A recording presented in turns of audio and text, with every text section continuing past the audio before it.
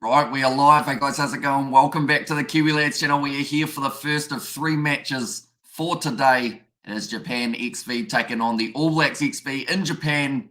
And this is going to be a very exciting game. The first one that we get to see of almost international rugby for quite some time. So I am excited. The All Blacks XV going with the strong side. Japan, a nice mix of what they might have in the Japanese international side going forward, as well as a few of the young guys who are now getting themselves the opportunity. But looking through, first of all, at this Japan XV side, you will see a few familiar names, the likes of a Craig Miller at number 1.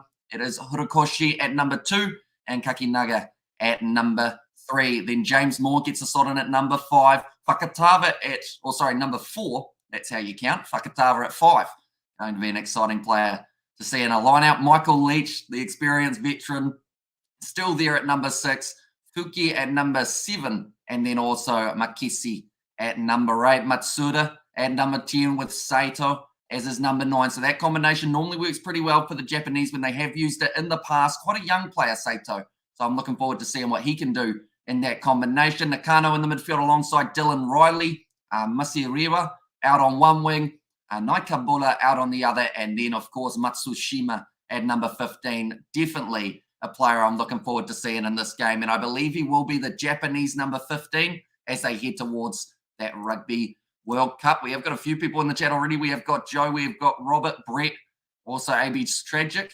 They said hoping for a good competitive game. And I feel like it should be to a certain extent because this All Blacks XV side, the benefit that they've had is because, they've been working together or at least been playing games of rugby recently due to the Super Rugby competition, whereas this Japanese side from the top league, they haven't played as much rugby as of lately. And where can I watch this game? Says Dana. Depends on whereabouts you are in the world. In New Zealand, it has been shown on Sky Sport, which is ideal for us, but I don't believe there's too many other options overseas. The best way to find it, though, would be probably Ultimate Rugby's website. They normally have a list of where you can see the game, but I believe it might be also on KO or Stan Sport in Australia, if I'm not wrong. How many Kiwis in the Japanese side, says Ed Smith? I don't think we've got too many in there overall. I think more Kiwis in the Kiwi team, of course. They are just showing their Matsushima, and like I mentioned, he's going to be one to watch out for in this contest. Looking through at the All Blacks XV side, it is going to be Xavier Numia, Ricky Riccatelli, and Jermaine Ainsley, all doing pretty well for their respective sides throughout Super Rugby Pacific's competition. Natoa Akoi at number 4 and Quinton Strange at number 5. Now, interestingly enough, when we talk about chemistry, the whole front 5 that I've just mentioned all are at different Super Rugby Pacific teams. You've got Numia of the Hurricanes, Ricky Riccatelli of the Blues, Ainsley of the Highlanders, Natoa Akoi of the Chiefs, and Quinton Strange of the Crusaders. So whether or not they have that chemistry straight away, we will have to wait and see. Akiri Ioane, a man who some people expected to see possibly get himself that chance in the ABs, has been a little bit out of form, but now gets the opportunity for the All Blacks 15 in this contest. I've just seen the temperature, 31 degrees Celsius for this contest. So that is certainly going to be a little bit warmer than we got here in New Zealand at the moment. Currently sitting 7 degrees Celsius. So add about 23 to that, and you're good to go. Duplessis Karifi at number 7. They'll be looking to get a few turnovers in the breakdown, try and put a little bit of extra pressure on this Japanese side. And Christian Leo Willie, the Crusader, at number 8. Brad Weber at number 9. This is, for me, his make or break game because they've already left him out of the All Black squad, which I was pretty surprised about. I was interested to know why they went with Finley Christie instead of Weber. But if Weber really steps up in this contest, I feel like it'll be very hard to deny him a spot in that All Black side.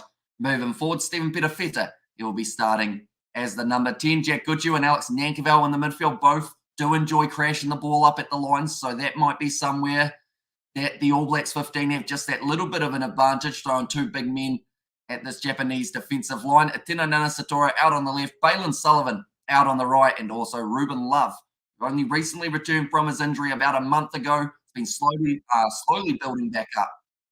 Now, there's going to be at number 15. We have got the high average score for this game is 40 points to the ABs in Japan, 15. All Blacks 25, Argentina 15. The Black Ferns Canada 30 points to 15. What do you think?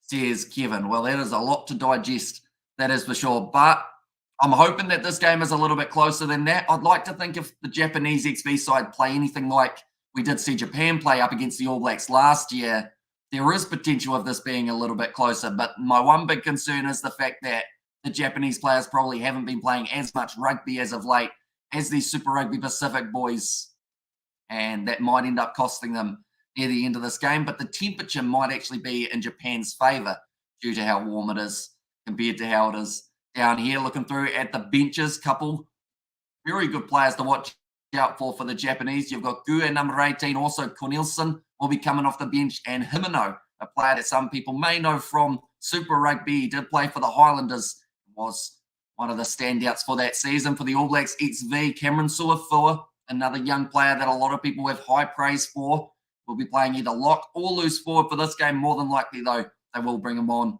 for one of the two locks. Billy Harmon, one of the co-captains, he will be coming off the bench also. Then you've got Falau Fakatava, another man missing out on All Black selection, which is why these two games for the All Blacks XB are so important if you want to put your name in the hat working towards that Rugby World Cup. Good evening, says No Mum. Welcome in. And go well, Ananki. Always makes me proud to see a good Cornish name doing well down under. And Tremaine is another good and Cal, says Kierno Wick. There, no, Hamish, you can't find this game on Sky Sports. It is on Sky Sport 1. So channel 51, is it? I've actually forgotten what number channels they are. I just know that they're 1, but I think it's Sky Channel 51 now, if I'm not wrong. I was looking forward to seeing Ruben Love. Yeah, it's going to be awesome to see how he goes off that number 15 jersey, because that's the thing. A lot of these guys in the back line are, in some regards, playing slightly out of position, because you've got Balin Sullivan, who normally plays in the midfield. He's going to be playing out on the right wing. You got Ruben Love. Luckily, he has been playing a little bit of 15, but also I think his favourite position is 10. Peter Feta, he's been playing more 15 for the Blues. He is now playing 10, so a little bit muddled, but hopefully it does all work out. In the end, is the All Blacks XB doing a haka, says Bonnie? Not sure yet. They are still in the tunnels. I assume they will do some sort of haka, though, similar to what we see for the Māori All Blacks and also for the ABs as well. Any idea why Harmon is not starting as co-captain, says Joe Webby? It's a tactic that we've seen a few times in the past used by certain sides, which pretty much just means that you've got that captaincy later on in a contest, which means that they might be considering taking Brad Weber off perhaps a little bit earlier than the 70-minute mark. But yeah, I'm trying to think. There was another side in Super Rugby Pacific who used to do that tactic and may have done it most recently. It might have been the Sam Cane, Brad Weber combination. They had one of those guys coming off the bench at one point. Or was it Piranara and Artie Savia? I remember it was someone, though, for Super Rugby Pacific, how they did have one of the co-captains not actually starting the game. So it's not hugely uncommon. I would have liked to see Zahn play. Yeah, Zahn Sullivan, probably very unlucky. I believe he's got some sort of injury, does he? That's left him out. Because, yeah, otherwise I think he would have been really close to getting the selection. If he isn't injured and he is in the squad, which I'm trying to remember if I read out his name. I don't think I did, though. But yeah, it would have been great to see him playing. Michael Leach is going to be leading this Japan 15 side out. Brad Weber doing the same for the AB's 15. But do let me know the score prediction in the chat, ladies and gentlemen. I wonder why Japan don't have the red in their kit. I would guess something to do with the fact that since New Zealand are the away side, Japan is normally very respectful. So I assume that they are wearing their secondary kit to allow the ABs to wear their home kit. But then also maybe something to do with the fact that they do want to differentiate between their their Japan 15 and the Japan international team. So they don't want to confuse people with having the same kits. Where can we watch the game in Australia? I thought it was on either Stan Sport or KO, but I could be wrong there. If you've got a VPN, you will be able to get yourself maybe a Sky Sport free trial here in New Zealand to be able to watch the contest, but I don't believe they're showing it in too many places around the world, unfortunately. It's a little bit similar to that All Blacks versus Ireland game that we saw a while ago when it was the New Zealand 15 taking on the Irish. And I wish you could do a segment on new Rugby World Cup jerseys. Some countries have done their launches already, says DK. They have. There's actually only a few sides, isn't there? The big main ones that haven't released their kits yet. We've seen South Africa have done it, Australia, New Zealand. That's an interesting kit, isn't it? Always enjoyed a polo shirt. And also, would you like? Oh no, you said would have liked to see Zahn play and not on KO or Stan in Australia. So yeah, I guess it's just in New Zealand. Normally for these type of games, they would have them online somewhere. So I'm not sure whether or not it's on the All Blacks YouTube channel. I'll have a quick look while they have got the national anthems just about to take place. But we are about 4 minutes away from kickoff, ladies and gentlemen. Anyone who is new, be sure to leave a like and subscribe. We are going to be back later on tonight for the 2 games of the Rugby Championship. The All Blacks website, no. The last live stream they actually did for the All Blacks website or the All Blacks YouTube channel was actually 9 months ago for the Black Ferns Rugby World Cup squad announcement. That seems like a while. Is the All Blacks out of the sheds yet, says Bonnie? They are now. They are currently doing the national anthems. It's Christian Leo Willie playing. He is starting at number 8 for the Kiwis. So, dangerous player throughout Super Rugby Pacific for the Crusaders. And I have a feeling that in this game as well, you know, it's all about trying to raise your stocks as a player, try and get your name out there a bit more. And if you have a good performance here, Jack Goodhue, they're just showing. He's a perfect example.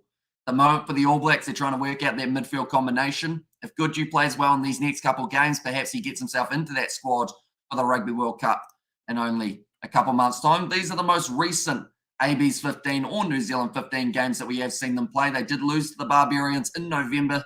That was in 2022.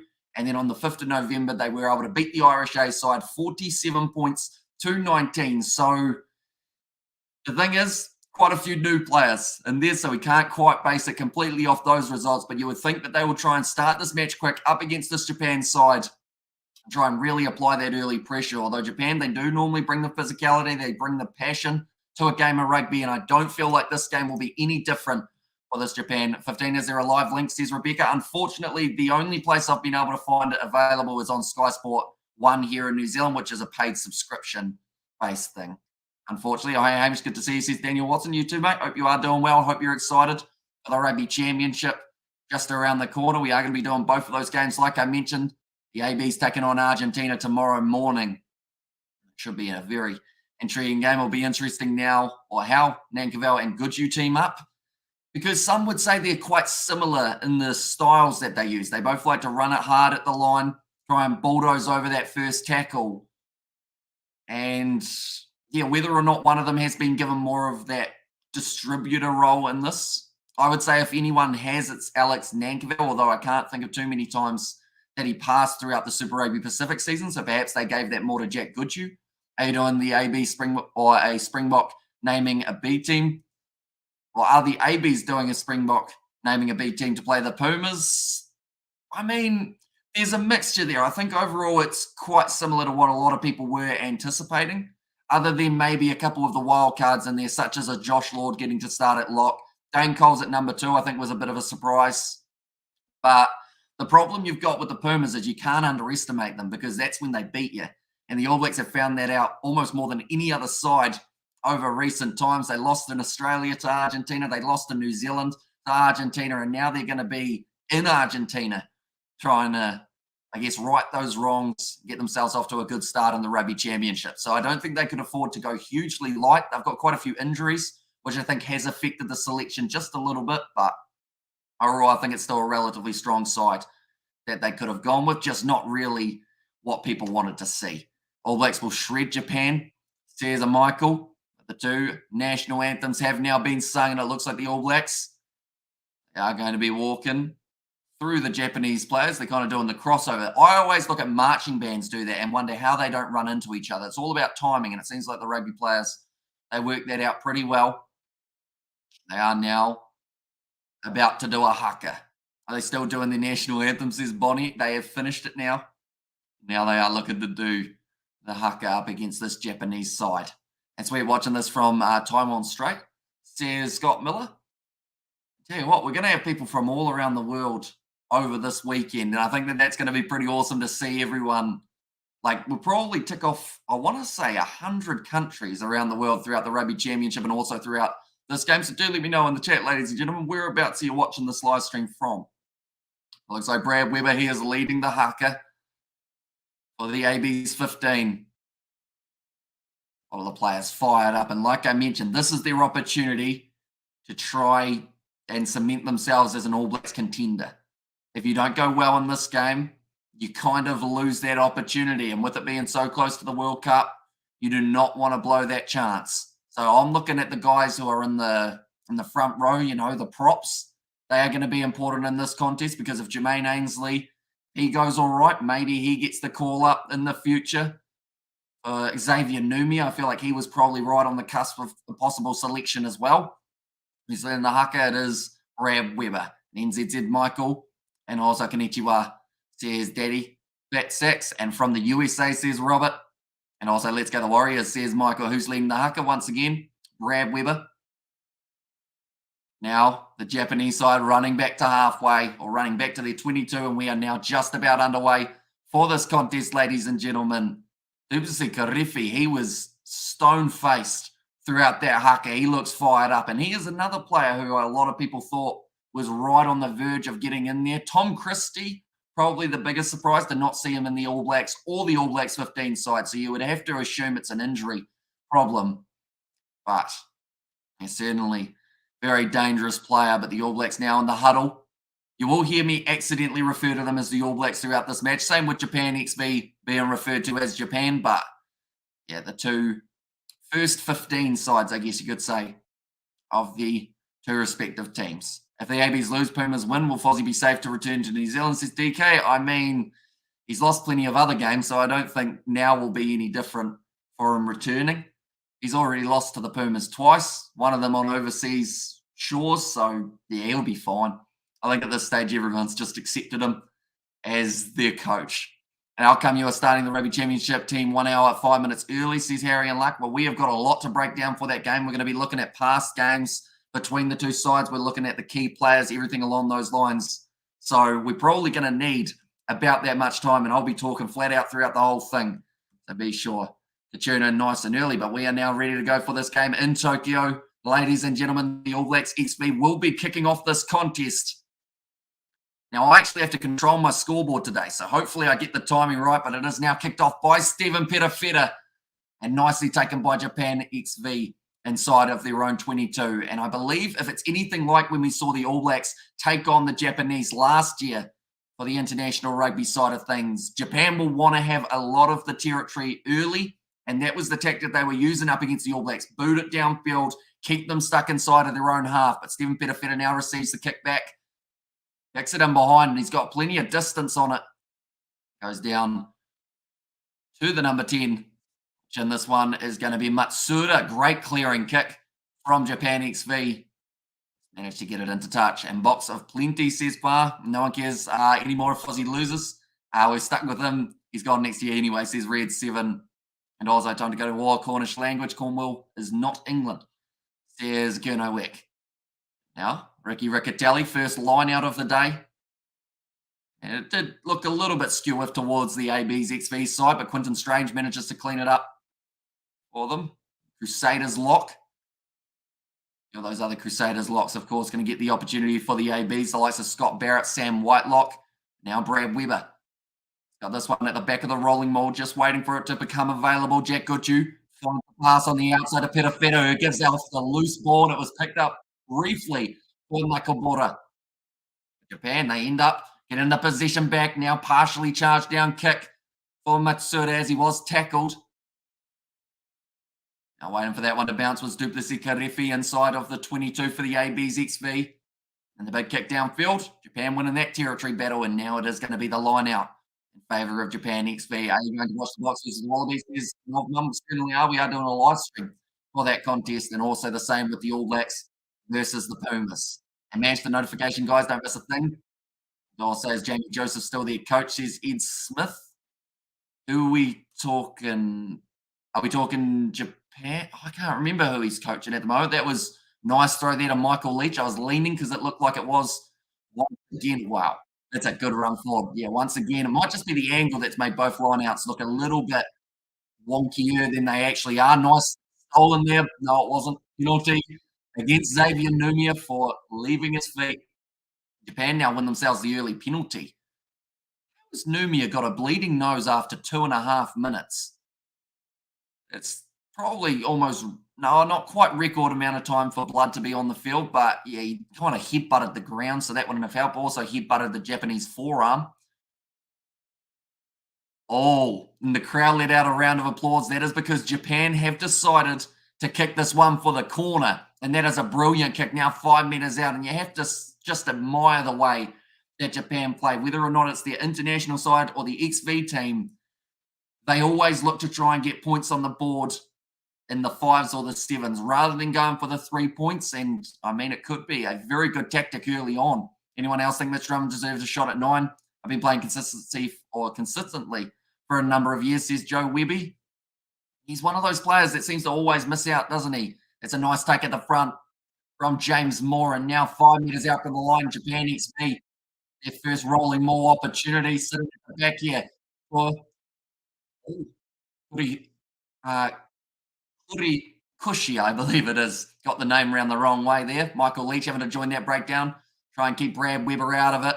Now Craig Miller, 5 metres out from the line, in through. No, he was in through the gate, they've said, for Duplessis Karifi, so manages to get the turnover for the AB's XP, but the penalty goes the way of Japan. Now, they might even consider taking the quick tap here if they can get that ball out. No, Michael Leach has got it.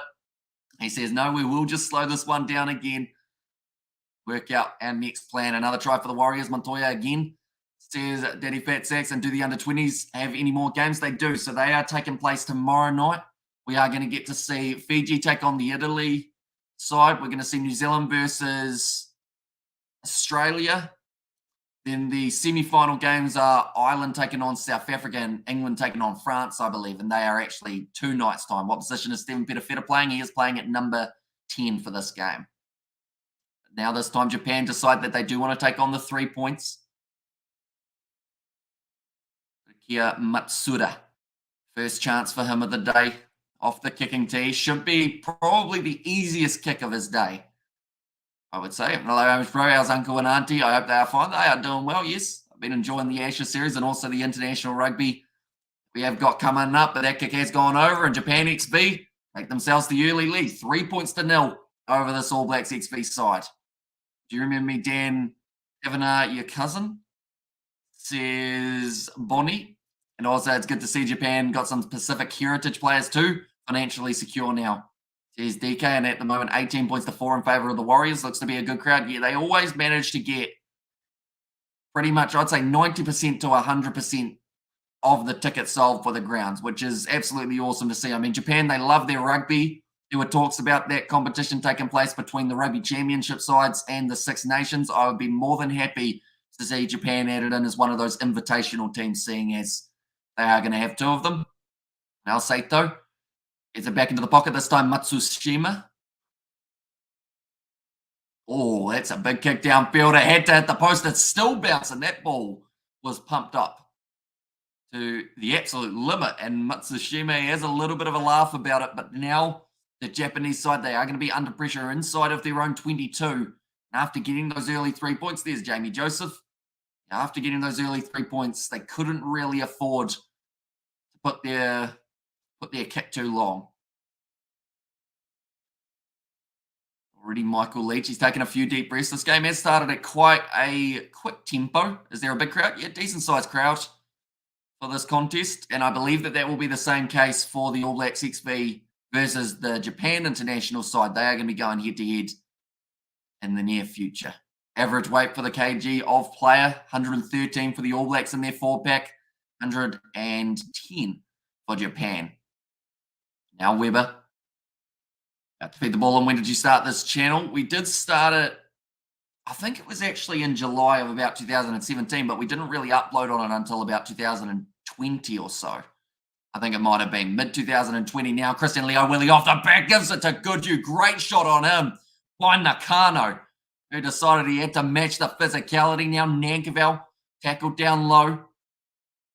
And that is going to be the penalty again to the Japanese. It was a brilliant low tackle made by Makisi. First of all, Nakano able to knock him down with a big shot.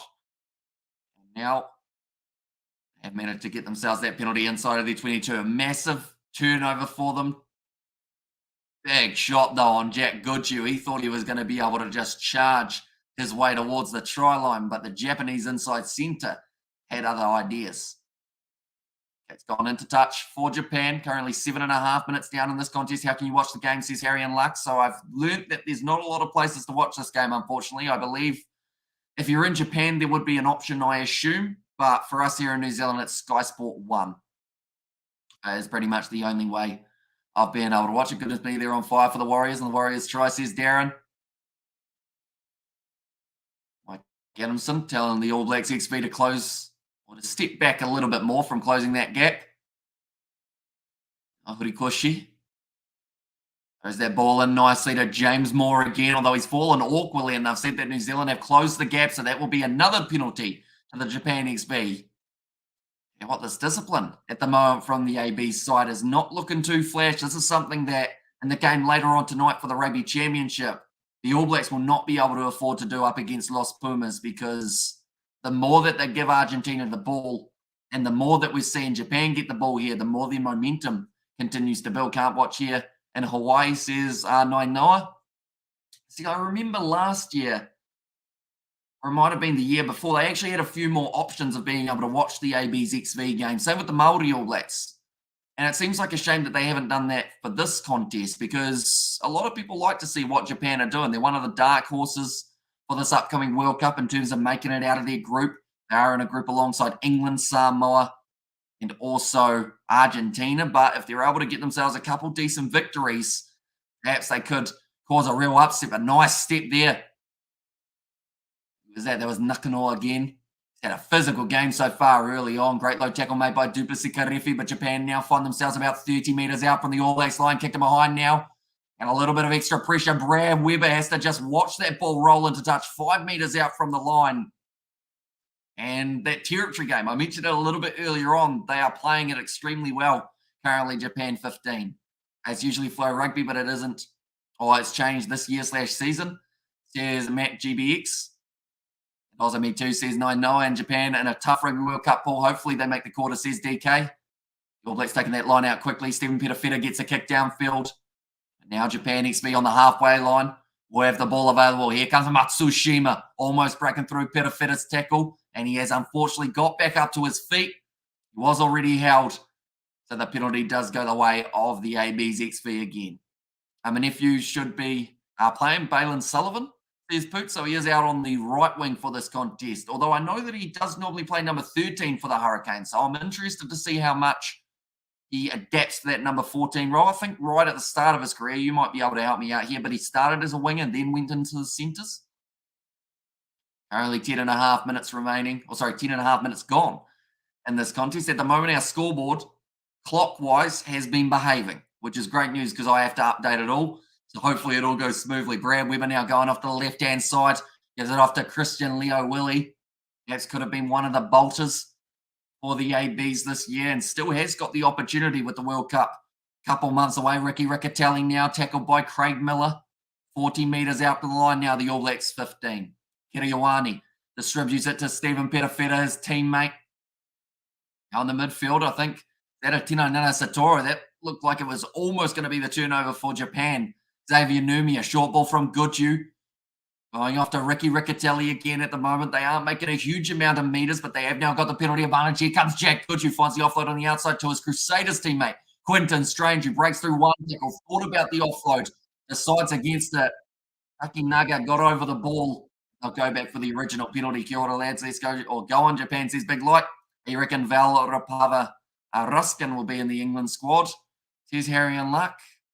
At the moment, I'm not actually too sure who they're going to go with in that English squad, because I know that there were talks about, there was a young player, wasn't there, who got added into the squad for training and then got taken out of the squad pretty much at the next stage. So he only got to be there for a few weeks. So, of course, injuries will play a huge factor in terms of who gets selected. I've mentioned for the Rugby Championship, I feel that each of the sides, New Zealand, Argentina, Australia and South Africa, are all going to succumb to probably 5 injuries. That's just unfortunately the case with the physical rugby that gets played nowadays. And yeah, the player injuries, I think they will be pretty prominent. So there's still more chances. Same for England in their warm-up games. They lose players, and the other players do get themselves the opportunity. Nicely taken by Natoa Koi. Short ball to Christian Leo Willie. Now the AB's XV, 15 metres out from the line, and it's Quinton Strange now who has the crash ball. Kiriawani with the pick and go. Makes a metre. Now Craig Miller has been called for offside, so another penalty advantage in favour of the AB's XB. Now Weber with the step, tries to go around Mike Adamson. In fact, he runs straight into him. And now they will go back for another penalty. What is the score at the moment, says Patrick Brady? It is what it says Yeah, 3-0. Currently my scoreboard, I've been updating it as it goes. Luckily, it is still playing the game, but yeah, currently 3-0 for Japan XV after 13 minutes. They're going to go for the scrum here, the All Blacks XV. So they could have easily taken on the 3-point to make it 3-all, but instead, they've decided that they want to try and turn it into the 7. I think Michael Leach is just asking the question of, was it him who was penalised? The guy with the head guard, I think Mike Adamson just said. Doesn't even know the Japanese player's name. So I did bring this up. But why isn't Richie Mo'unga starting, says Moses? It's probably a fair question in some regards. I've talked about it a little bit in the past, and I think it's more to try and build up that depth between McKenzie and Smith. Mainly because if Richie Mo'unga, if he did end up with an injury or anything along those lines, then you still need to find that viable 9-10 option. So I believe it's to help with that Smith and McKenzie chemistry.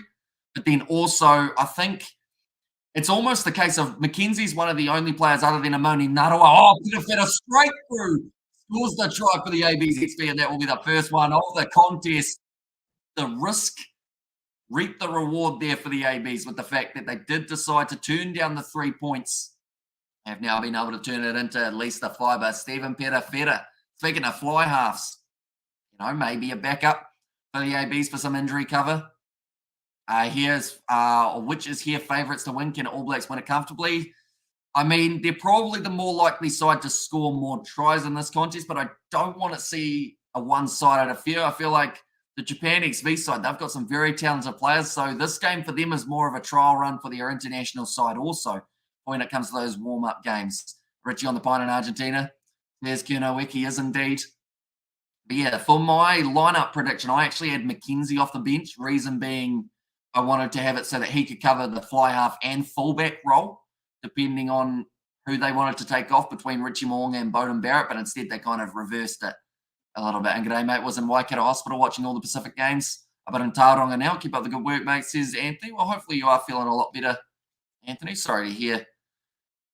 See, for all the Pacific games, that's a very long time in hospital. So, yeah, hopefully you are now feeling better or you're on the mend in that case. Why aren't form players and Sean Stevenson, Tamati Williams, and Samapeni Finau not given a chance against the Pumas?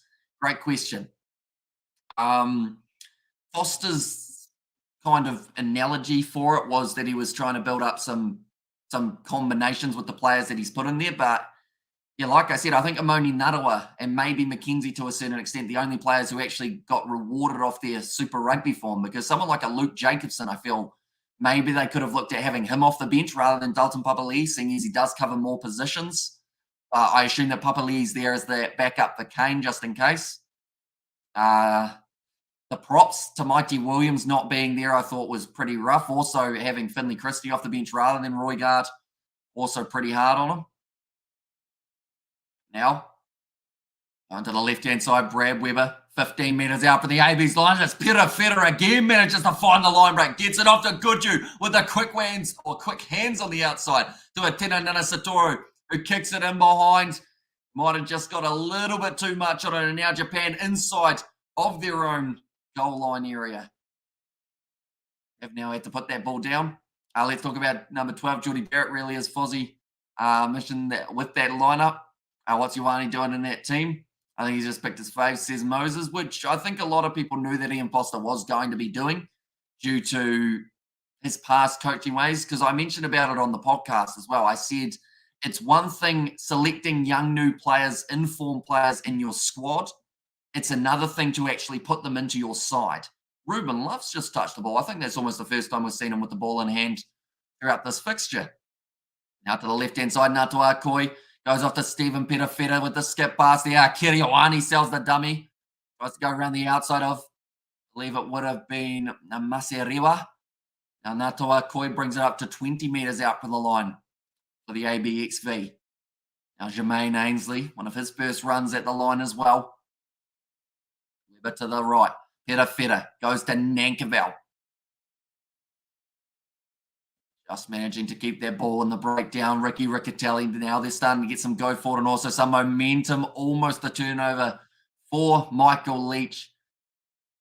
That said, no clear release penalty, though. Who will win the Rugby World Cup in France, says Patrick Brady. It's a great question, and it is a big talking point.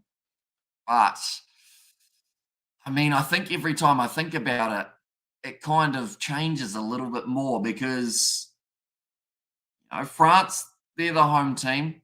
They've shown in their under 20 World Cup that they've got a lot of depth coming up through the rankings. So future World Cups, I feel they will be real contenders. But I mean, they've probably got as good a chance as any. You got to look at a few of those guys who have won it before, such as a New Zealand or maybe a South Africa, even Australia to a certain extent. Although I think it might be a little bit too soon, maybe for Eddie Jones's Australia. Although one benefit they've got is they are on the nicer side of the draw when it comes to those quarterfinals. Shorter's not on the team; he's a traveling emergency. There's Dion Sands. Yeah, I think the big disappointment for Sean Stevenson is the fact that he's gone all the way to Argentina when he could have been playing in this game. And, he probably won't look at it that way. He'll go, I want it to be in the All Blacks environment. But this game could have been the one that really helped cement him as the option. The All Blacks, they actually decide to take on the 3 points there. So now they are sitting 8 points to 3 up. I did actually get that slightly wrong. They did miss the conversion for the first one. All the best, Anthony. Get well soon. I should be home in 2 months, so I can watch you on my 60-inch TV, says Anthony. So that will be just in time for the Rugby World Cup as well. Is it true, Hamish, Ben O'Keefe got verbally abused post-Super Rugby Pacific final, the FMG Stadium and online via social media? It is.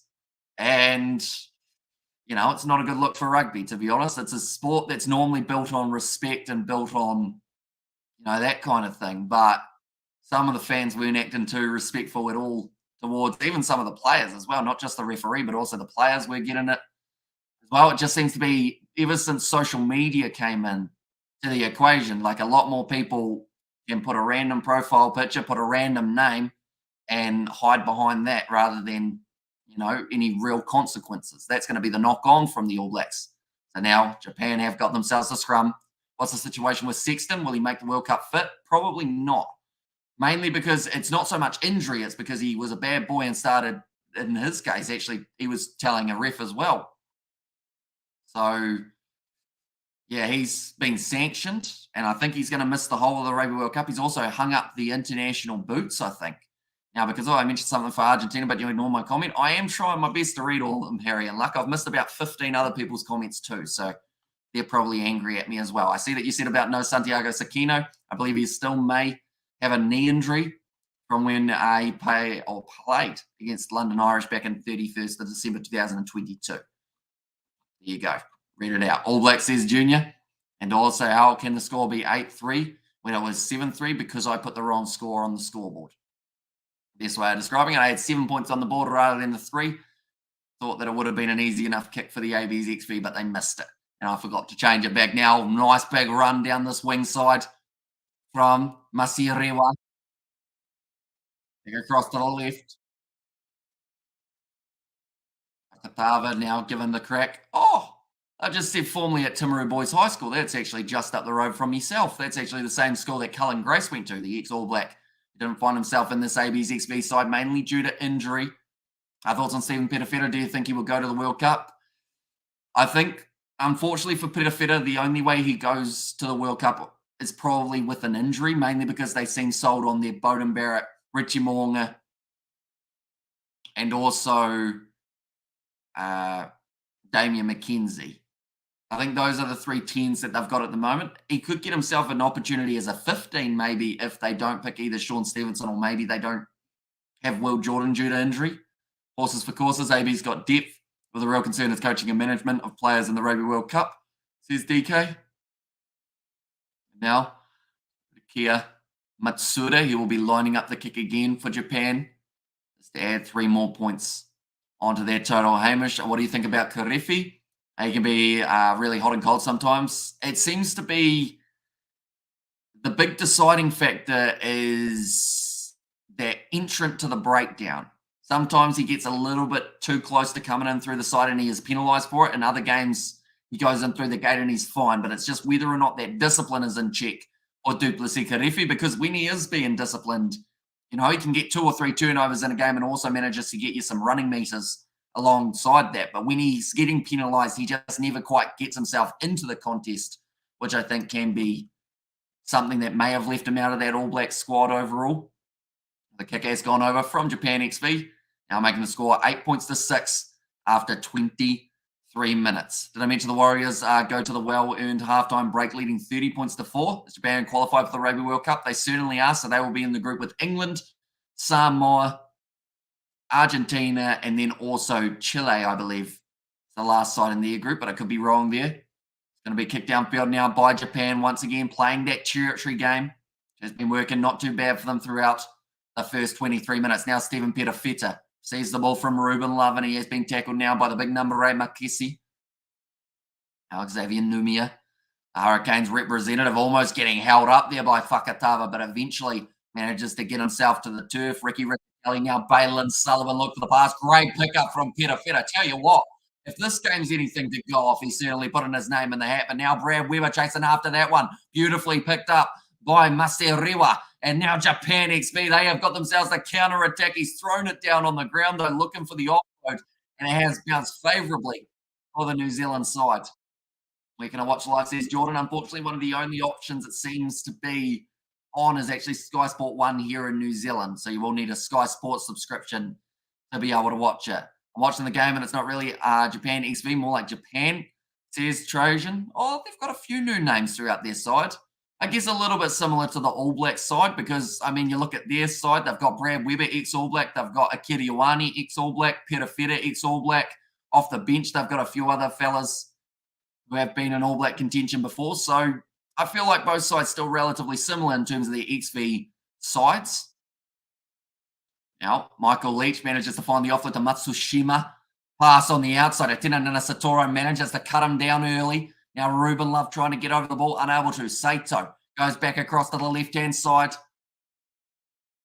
Slam down on the turf there for Kakinaga. Now, Michael Leach again ends up with this ball. He has been busy throughout the first 25 minutes. No hands called to Akira Ioane there. Jack Guchu, another ex-All Black for the AB's XV as well. Now it looks like they are looking to slow this one down in the breakdown. Japan, it has been played at a frantic pace, so now Saito just going to take his time to roll it back. Why does Japan become strong in the Rugby World Cup? I think it's just the extra determination, the extra passion. I mean, we've seen Japan over the last couple of years even in their regular games at international level. Like when we watched them play the All Blacks last year, they were sensational and very unlucky not to beat the ABs. And I feel like that is one that could be coming in the future within the next few years. I wouldn't be surprised if Japan are able to get themselves that monumental historic victory. That's been kicked high by the All Blacks XV this time. It's like it's bounced back. Just a little knock on, though, from Japan. And the All Blacks now have got themselves a scrum. Thoughts on Amoni Narawa? I'm looking forward to seeing what he can do at international level for this game up against Argentina. He had a sensational season for the Chiefs. Got plenty of pace and power out on that wing. I hope it's not going to be the case of he's only there until Mark Talia comes back and then they switch it back. But if Amoni Narawa really steps up in this game, he's actually got a pretty decent chance, I would think, of getting the chance next week up against the Springboks as well, where he could be going head-to-head with someone like a Makazole Mapimpi, which is definitely going to test him, see how he will go up against some of the best. But it will be a good testing game for him heading into that World Cup. Big build-up for Japan, 15 towards the World Cup. Good on them playing All Blacks B team. There's Mafui in there as well.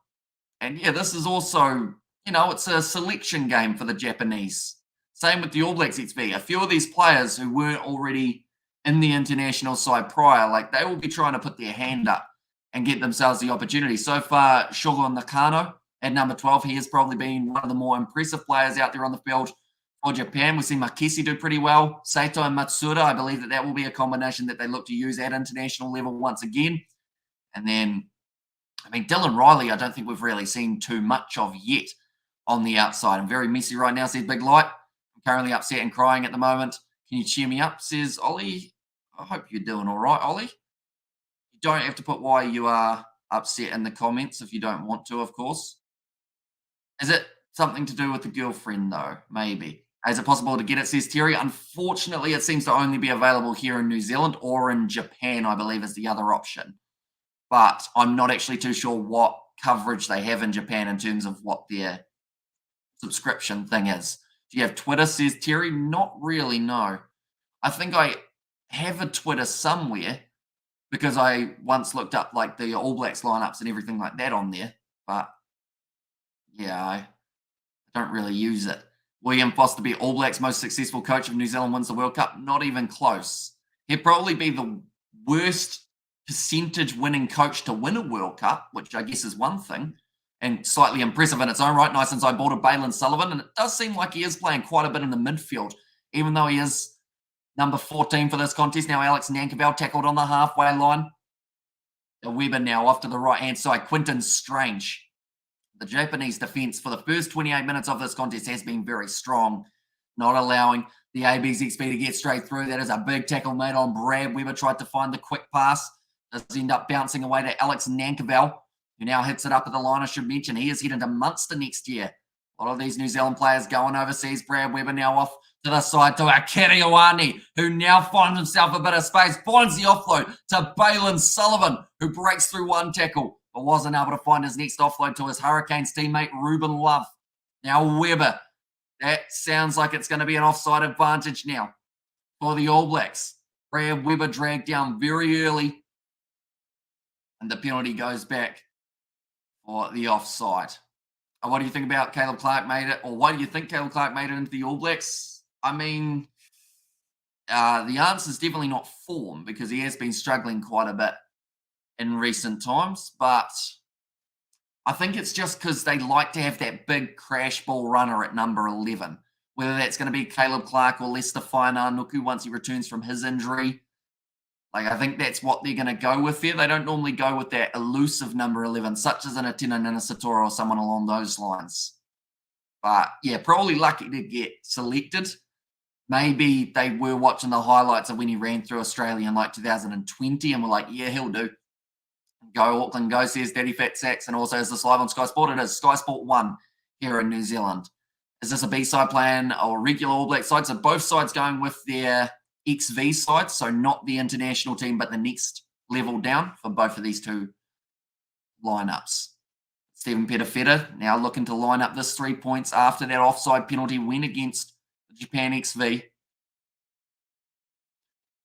Taking some deep breaths. I heard that Clark is there because of his father. Says Red 7. I mean, I don't know if it would have had a huge amount to do with it. Michael Clark, fantastic rugby player. That kick is actually missed from Stephen Petafeta.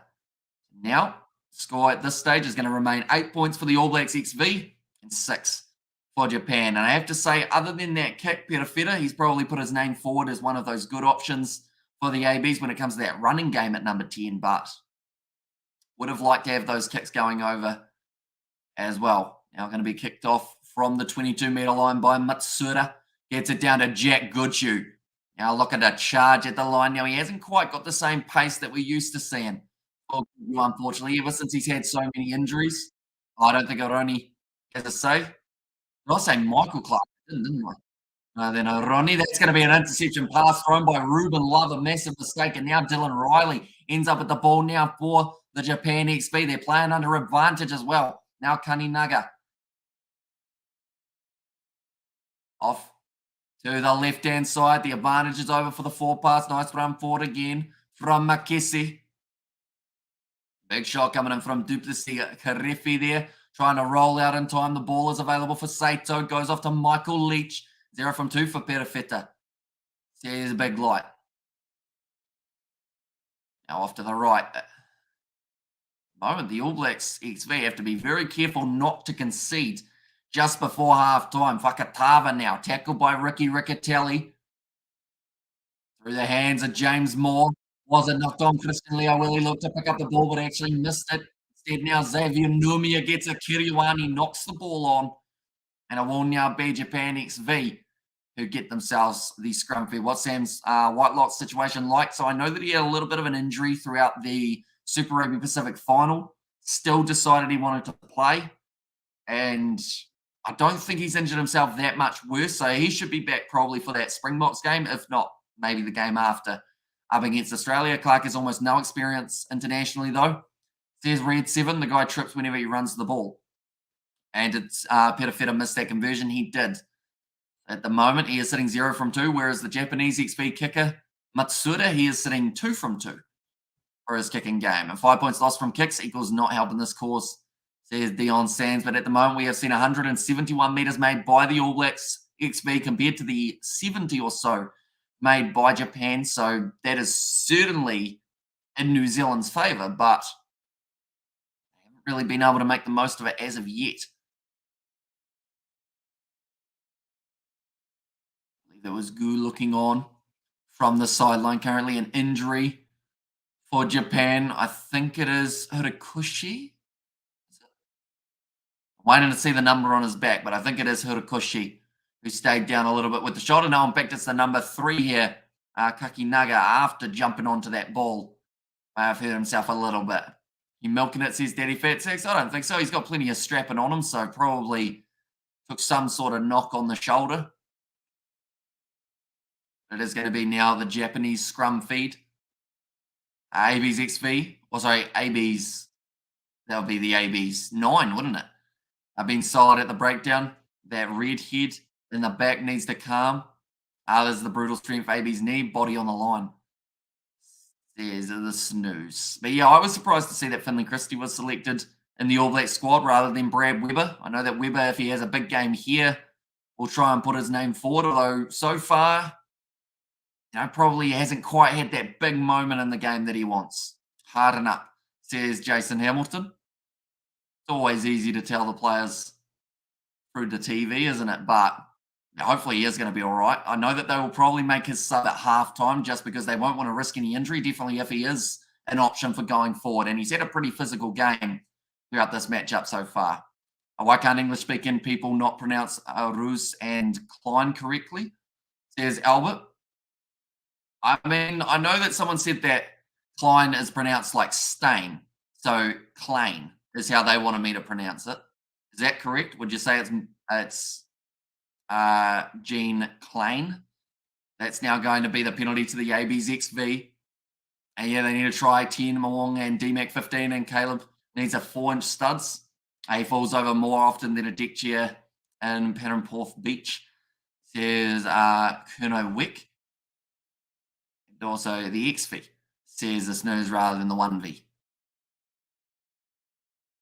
Now it's kicked downfield. That one, oh, that's not going to find touch from Stephen Petafetta. Now, because of it, the ball is going to be back. We need a third 10 for backup. Nice kick downfield from Japan XV. As is on stand. Yes, correct on Klein. See, I feel like it's from the Irish commentators because they always used to say Jean Klein, I believe. Klein. Roos sounds like more. Raw? Even raw? Or even raw? No. Yeah. Even raw? Now that ball's going to be loose once again, knocked on from the All Blacks XV. I hope this game, I hope this is playing on DSTV. There's Barry Green. I don't think this one will be, but the games later on for the Rugby Championship certainly will be heavily available for everyone to be able to watch, which is great news. Xavier Numia, yeah, he knocked that ball on. Unfortunately, ran straight into the 2. Ruse. There's Albert. 6 minutes remaining in this half. Craig Miller taking some deep breaths at the moment, but so far Japan, they've been able to keep up with the tempo that the All Blacks have been trying to play in this game. Also, their kicking game, I would say, has probably been stronger for the Japanese. A lot of props in Argentina. Says Daddy Fat Six. More knock-on from the AB's XV. Yeah, handling could be absolutely crucial in the later stages of this contest. We know that it's being played in 31-degree heat. You just proved my point, says Albert. Glad to be of service. Now, there's going to be cross to the left-hand side here for Japan. Nice flat pass. Now nicely taken at the back. Nice pass off to Nakano. It was an interesting way of joining the breakdown. I think, who was that? That was Makisi. He was just kind of crawling his way to the breakdown. Managed to work out for him. Stephen Petafetta. Now kicking it downfield. And behind now. Matsushima. We've hardly seen him run the ball throughout this first half for Japan XV, but he's been kicking extremely well. Gets it down towards the halfway line again for Japan. He doesn't look happy, though, even though he managed to get quite a few meters off that kick. Is there going to be a Rugby Challenge 5 ever? I mean, They probably will bring one out, but they won't have many of the licensing, mainly because Big Ant have got a majority of those now. They also won't try and improve their game because they didn't really between Rugby Challenge 3 and Rugby Challenge 4. So it would be a cash grab if they do go to Rugby Challenge 5, I would think, unless they're really willing to put in the hours. But yeah, with Rugby Challenge 4, they pretty much said the game's broken. We're not putting out any more updates. Stay tuned just in case we bring out a new game later. That's going to be a bit of a cross kick attempt there from Japan. Nicely bumped off a Kiriwani. Now Ruben Love. Weber goes off to the left with a Peter Feder, who does a short pop pass up to Ricky Riccatelli. He's actually had quite a few runs throughout this one. Now Brad Weber back to Peter Feder again, looking to put the ball up high. Trying to find a Tina Nina Satoro under it. In fact, it's Balin Sullivan. He's on the wrong wing. In fact, him and Tina Nina Satoro were sitting on the same side of the park. Now Weber back to Duplessis Karefi. Nice straightening run from him. Makes a couple extra meters. Geez, that was a big jump from Saito, but it almost ended up with the turnover. I believe that will be a penalty advantage now, or at least a knock-on advantage, sorry, against Craig Miller. Doesn't look like it has been, though. Ref didn't see the knock-on. Now Peter Feder going to Ainsley. Nankerville, quick hands there. Ruben Love just ends up dropping that one. Knock-on from Japan as well. And we'll be going back for a Japanese XV scrum. Question, do you think players should follow the rules of the games to the letter or the interpretation of the referee's rules of the game on match day, says Moses? Unfortunately, every referee sees it differently, so it makes it very hard to go by, well, it makes it hard to even do either of those two because you don't know whether or not you're going to be penalised until you know who your referee is going to be. Like some referees are a little bit more lenient, some are very strict. Box to win on home turf, in my opinion, says Kuno Wick, and also we have got there from Aidan. What's your prediction for the Springboks versus Australia today? So I ended up saying in the preview that we did release about 10 hours ago, I think it ended up coming out on the channel, and I said that, in fact, it would have been closer to 12, but I said that South Africa were going to win the game 27 points to 18. The prediction that I went with. And Japan best rugby players ever, says Tony. I wish you cheered me up, you're a legend, says Ollie. No worries. And Aussie versus Box will be a cracker. It's like 3 a.m. for us in New Zealand. It is. So we are starting at 2 a.m. New Zealand time because there's so much I want to break down in terms of that fixture. We're going to be looking through it, past stats, the key players, and everything along those lines. Little head-to-head battles. And I was going to start 30 minutes before kickoff, but then I realized that that probably wasn't going to be enough with the amount that I've got planned that I want to say before the matchup. So yeah, we're starting quite early for that game. We're starting 40 minutes before the All Blacks versus Argentina. That game also, there is plenty to talk about in terms of what we think of the contest, who we think is going to be key. Now the ball's going to be fed in by Saito to the right-hand side now. Good aggressive run going forward. Big wide cut out pass there. Beautifully done by Japan, trying to find the offload, but just a little bit too aggressive in the way that he threw it there, Misariva. Now close to the touch line. That ball. Okay, that was a very interesting situation there. Both sides just pretty much tapping it around all night, says Josh. Yep. That is the plan. So we are going to be probably live to about maybe 9 something a.m. And then after that, George is actually coming around because he wants to film some stuff for the Kiwi Lads Entertainment channel. So I'm doing an all-nighter. And then also alongside that, we're then going to be recording.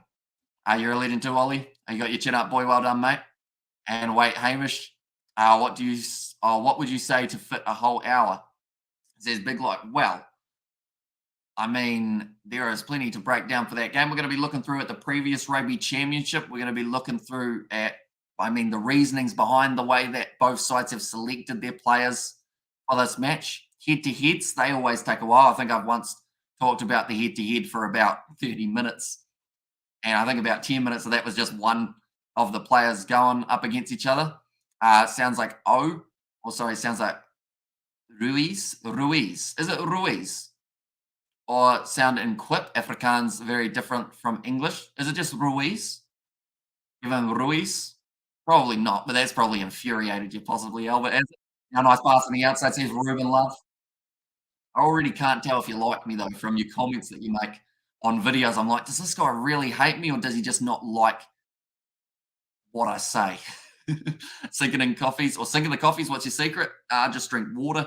That's a knock on from Japan XV. And now 30 seconds remaining in the half. There's going to be another opportunity for the All Blacks XV to get themselves a chance. I'm sorry, but the Springboks will win. Why are you sorry? I mean, they are favourites. They are a side that's going to be very tough to beat throughout this rugby championship. They've got their tactics, and I think it's going to be it's going to be a relatively successful one. I think I actually said in the podcast as well, I was predicting the Springboks to win the rugby championship with the All Blacks in second, coming down to points difference. And English are very different to a lot of people, Albert. There's Keno Wick. You're my favourite Kiwi. That still doesn't mean you like me, though. That just means you like me a little bit more than the other Kiwis that you may hate. You know? Do you know the Warriors score? I know that it was 30 points to 4 at halftime. I'm not too sure what it is sitting now. 36-4 in the chat I've just seen, actually.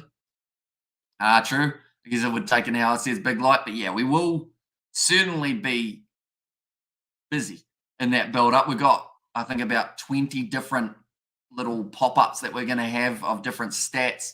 Also talking about the Rugby World Cup as it gets a little bit closer. We're going to be mentioning about it as well, looking at the groups that the two sides have and how they kind of build towards it. Go Volk and Hooker tomorrow. Says Chuck the Woke. Yeah, it's gonna be sad because I think I'm gonna be asleep during that UFC. That's a big scrum from the All Blacks XV, and they might take the 3 points here. I think Brad Weber was just asking Peter Feta, do you want to take it? And they will. They're going to go for the kick here, and halftime yet for the ABs. Not quite. Getting very close, though. Currently sitting 45 minutes through. Oh, well, my bad. Good luck. Your respective teams. There's Zoe in there. Yeah, I think it's going to be pretty awesome seeing the Rugby Championship take place again. It's a bit of a shame that it's a shortened competition, of course, but with the World Cup just around the corner, it'll be a lot of fun. They know the breakdown is threatening. These big guys may feel fatigue. A good second half to come. Who's winning Hammy? I mean, I think the All Blacks XV should still have what they need to get the victory. But looking through at this Japan XV's bench, you know, like they've got some big boys of there. Cornelson's good option. Kazuki Hamano. As well, All Blacks need to take the kick. They're getting smashed, says Tony. The kick's missed again from Peter Fit. Oh, no, it's gone over. It was in off the post. And that is now going to be halftime in this fixture, ladies and gentlemen. We'll go like this so that it says the right thing. That, and we'll go boom like that. 11 points to 6 at halftime in this fixture, ladies and gentlemen. And Peter Fitter, mate, come on, man. Yeah, it's just not quite coming off the kick and tee today. And UFC and rugby today has Australia versus South Africa. Yeah, that fight between Brekas du Plessis and Robert Whittaker is one I am very, very excited for. It's a shame that I might sleep during it because at that stage we would have been up for almost, well, actually over 24 hours. I think Pumas don't easily lose. And Mendoza, says Albert. Yeah, it's been a long time since we've seen them play in Argentina up against the All Blacks. And the fact that they've beaten the All Blacks in Australia and the fact that they've beaten the All Blacks in New Zealand means that when they're at home, who knows, maybe they can make it, as Tim said, the trifecta. Whereas New Zealand may not even make the semis in the Rugby World Cup, says Choke the Woke, and surprised to see a low-scoring game, says Avenster. I can understand that a little bit. Like, looking through at the two squads, it seemed like it was going to be maybe more of a try-scoring fest, and I think that's what quite a few people predicted, but yeah, it's been almost a test match feel to it. It just goes to show you need a good goal kicker in your team. How's it, Hamish? G'day, all, says David the Mole. Welcome in, mate. Hope you are doing very well. And gutted Roy Guard to Mighty Stephen Skins weren't named to play the Pumas. Yeah, I feel it was the perfect opportunity to give a couple of those younger guys the chance. Now, for my lineup prediction, I didn't put Sean Stevenson in, mainly because I had that gut feeling that Ian Foster wasn't going to put him in the side, as he was just kind of that injury cover. Even though Mark Talia was injured, they still didn't decide to go with him. So I predicted that correct. I was really surprised not to see Tamaiti Williams rather than offer Tuangafasi, mainly because Tuangafasi been quite out of form. And I would have thought that that would have been a good option to have as Tamaiti Williams' first opportunity to then see if he's up for it next week up against the Springboks rather than throwing him into the deep end. Roy Guard off the bench I thought was a much better option rather than Christie. And I'll stand by that for a while. I feel like Roygaard was the guy out of those two who should have been selected. And Christie, to be honest, I felt he hadn't really done enough throughout the season. I thought that Brad Weber would have been the more valuable option for them. How can you pick Offa over to Mighty? Only Foster, says Josh. Yeah, it's just a few classic little Foster moments, I guess you could say.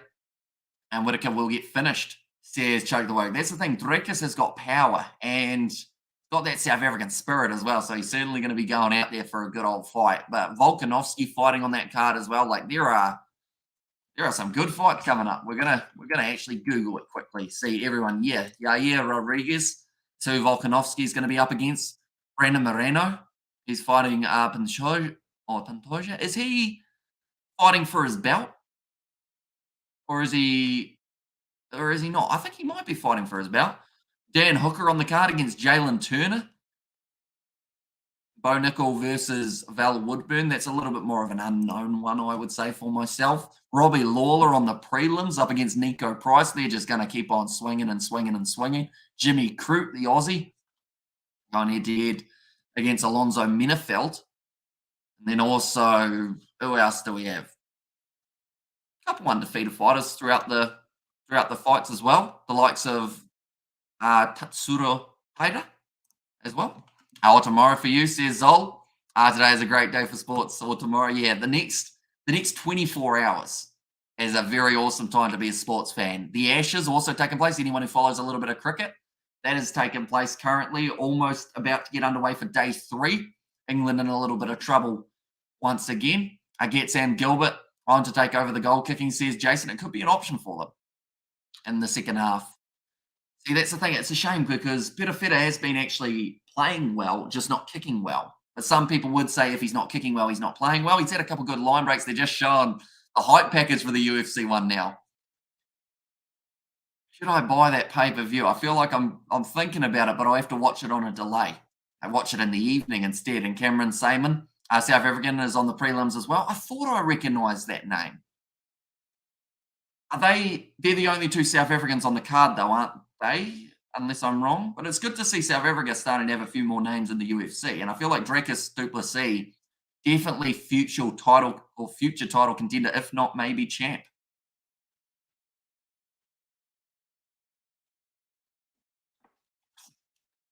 Black Ferns are more exciting than the ABs. There's Daddy Fat says. Well, luckily, you'll be able to watch them play. They have got their game up against Canada coming from the near future, which will be a very intriguing one. And yeah, says Zol Patrol. And surely Ian won't have these guys debut versus the Bok, even the Aussies. That Puma team isn't full strength. And you think you get some game time now. It would have made sense, Johnny, but we've already learnt that Ian Foster, if it makes sense, don't do it. It's pretty much the AB's motto for the past 2 years. You've got a few injuries. Perfect opportunity to maybe give Sean Stevenson a slight crack, see how he goes at international level. No. Good chance to give to Mighty Williams a chance late in a game. No. Roygaard off the bench. No. It's just whatever it is, you don't do. No problem, Builder. Says Robert. Yes, Moreno is defending champ, says Callum. I thought he was. So, yeah, that's 2 title fights alongside some Kiwis, some Aussies on the card, some South Africans as well. If there was ever a card to buy, it's probably that one for a Kiwi. / also, if Israel Adesanya was fighting on a different card, you'd probably buy that as well, seeing as he's also New Zealand representative. And this game isn't on Stan in Australia, Perth. Bay Water versus Associates is the only live game. Weird, because they take the Sky Sport feed, and they are up against Warriors versus Eels on KO. Says Jonathan. I still find it weird in a World Cup year that they don't try and find more free options to show games. That's how you're going to get people subscribe to certain things heading into the Rugby World Cup. And that's also how you're going to get more interest heading into that World Cup. I feel like they're doing it wrong. I would have had this game between the Japan XV and All Blacks XV either on the All Blacks YouTube channel live, or I would have had it on the World Rugby YouTube channel live. So that people can be like, okay, we're getting to see some guys who might get the opportunity in the World Cup. And yes, this game hasn't been hugely eventful, but people still want to see rugby. And if you're going to give them the option to watch it for free, they'll watch it. It's like the under-20 rugby championship that they were doing, or the world championship. First 4 games that they showed on YouTube on World Rugby's website or on World Rugby's YouTube, they did well, a couple 100,000 views. And then they were like, "So we won't do that anymore. We'll take that away," unless they just restricted it in terms of what countries you can watch it in. Ian Foster as a business, if there's to make isn't there to make sense, it's all about the dollar. Says Jason Hendrickis wanted to be a Springbok when he was younger, says Zol. It doesn't surprise me. I mean, he's got where would you put him in that Springbok side? Out of curiosity, probably out on the wing, would you say? Or maybe number 13 for Drakis? Maybe even actually, no, you probably could go halfback as well now that I think about it in terms of the size. It's crazy to think how big some of these rugby players are compared to those UFC guys. Ian Foster's selections have never made sense. Still don't. At least he's consistent and is the only positive come up with. Another 20s for the New Zealanders is not great this year. If I could be so bold in saying the worst New Zealand under 20s ever. He was flanker. Okay. So what age did he give it up? But then I guess saying that, Alexander Volkanovski, he used to play rugby, didn't he? He used to be like 110 kgs, and now he almost fights at 110 pounds. He's about 100 and 145. Can you do the All Blacks XV haka? I probably couldn't, no, not without embarrassing myself. How is he, or how is that Chandler Cunningham? South Africa is playing for the England under 20s. Says, or South is playing for England under 20s. Says Jonathan. There are a few interesting selections for certain sides. I think it's based off whereabouts you grew up as well. And James Dalton Springbok also fight. Says Albert. France under 20 is bloody awesome this season. Bodes well, sorry, for Le Bleu. Yeah, the likes of a Tuolangi, like I wouldn't be surprised if he gets that call up to the French side for the near future. And didn't show Māori versus Ireland first game last year either. They just don't understand New Zealand rugby fans at Stan. Well, that's the thing. Even like they don't realise how many Australians would watch that game, but also how many Kiwis are in Australia. Like the amount of New Zealanders who are living in Australia who want to watch the rugby but can't because certain ones don't show it, like is actually pretty massive. Our Warriors are kicking Eel's ass. Says Badzer, yeah, they're sitting about 40 points to 6 up, aren't they? Somewhere along those lines, which is pretty impressive for the Warriors and probably a win that they much needed just to give them that confidence booster back as we get a little bit closer towards the playoff games. I was going to say the weekend, but we are at the weekend. And France World Cup favourites, Bockies no Foster, or Bookies no Foster, says Tony. The new Tuolangi playing for France is a monster. He is. He reminds me of Will Skelton, just at the younger age group a little bit. Can you please show the game, please? If I show any match footage or audio, we get taken straight off YouTube and banned for 3 months. So it wouldn't be ideal. Plus, they'd probably take me down within about 5 seconds of footage, which I'm not willing to test, by the way, to see if they do take me down after 5 seconds. But yeah, we get in a lot of trouble. Probably sued as well, which wouldn't be nice. I should leave Moore be fast-tracked into the All Blacks, says Joss. It's a bit surprising that he isn't playing in this game. Just because if he was going to be fast-tracked, I think they would have played him in this contest just to give him some minutes in a more international-esque environment. So, yeah, I'd say they probably won't. But I'd like to think in the near future he's going to have a couple good games putting it together. And then, I mean, he could be the answer to 12. At the moment, people aren't sold on Geordie Barrett. Is there another guy out there that isn't an Anton Leonard-Brown, that isn't a Jack Goodhue, that could take that jersey and kind of cement themselves as a James Dalton, the Spartan in MMA, who mods YouTube if you show the game? How will YouTube know that? Pretty much what happens for it is it's copyrighted material. So through YouTube, it's a weird one to explain, but pretty much there's an automatic thing that sees it. And then from there, it would end up like pretty much analyzing the footage it can see and being like, this is representative of this, copyright strike. Did that make sense? It didn't really, did it? But I've been copyright struck for my titles many times before, just for having the team names in there. Please, please, please show the game because I want you to get banned, says Bonnie. Do you know what the cool thing is? If I press a button, you get banned. No, it's all right. And out comes Arne Sullivan's left boot, didn't make the New Zealand XV. The only thing I can think is injury for him. Like, I know Hoskins the Tutu missing out was one that people were like, oh, interesting. He's not going to be there. Our Warriors going well. Our YouTube reads the encryptions. That's a better way of saying it than me drawing pictures with my hands. He's a monster. He'd make a great prop at full international level in the future, I reckon. Plenty of bulkier eights have gone that way, says Kuno Wick. But now we are close to the second half. Tony Brown listening to the Japanese commentator, the Japanese interviewer, I should say. Like this is better. No, don't do it to him. Oh, you probably did though, didn't you? Now, Jamie Joseph thinking about this game, trying to work out what they need to do in the second half. I don't need another heart attack again, says Robert. Yeah, that Super Rugby final was unfortunate, wasn't it? We were halfway through going.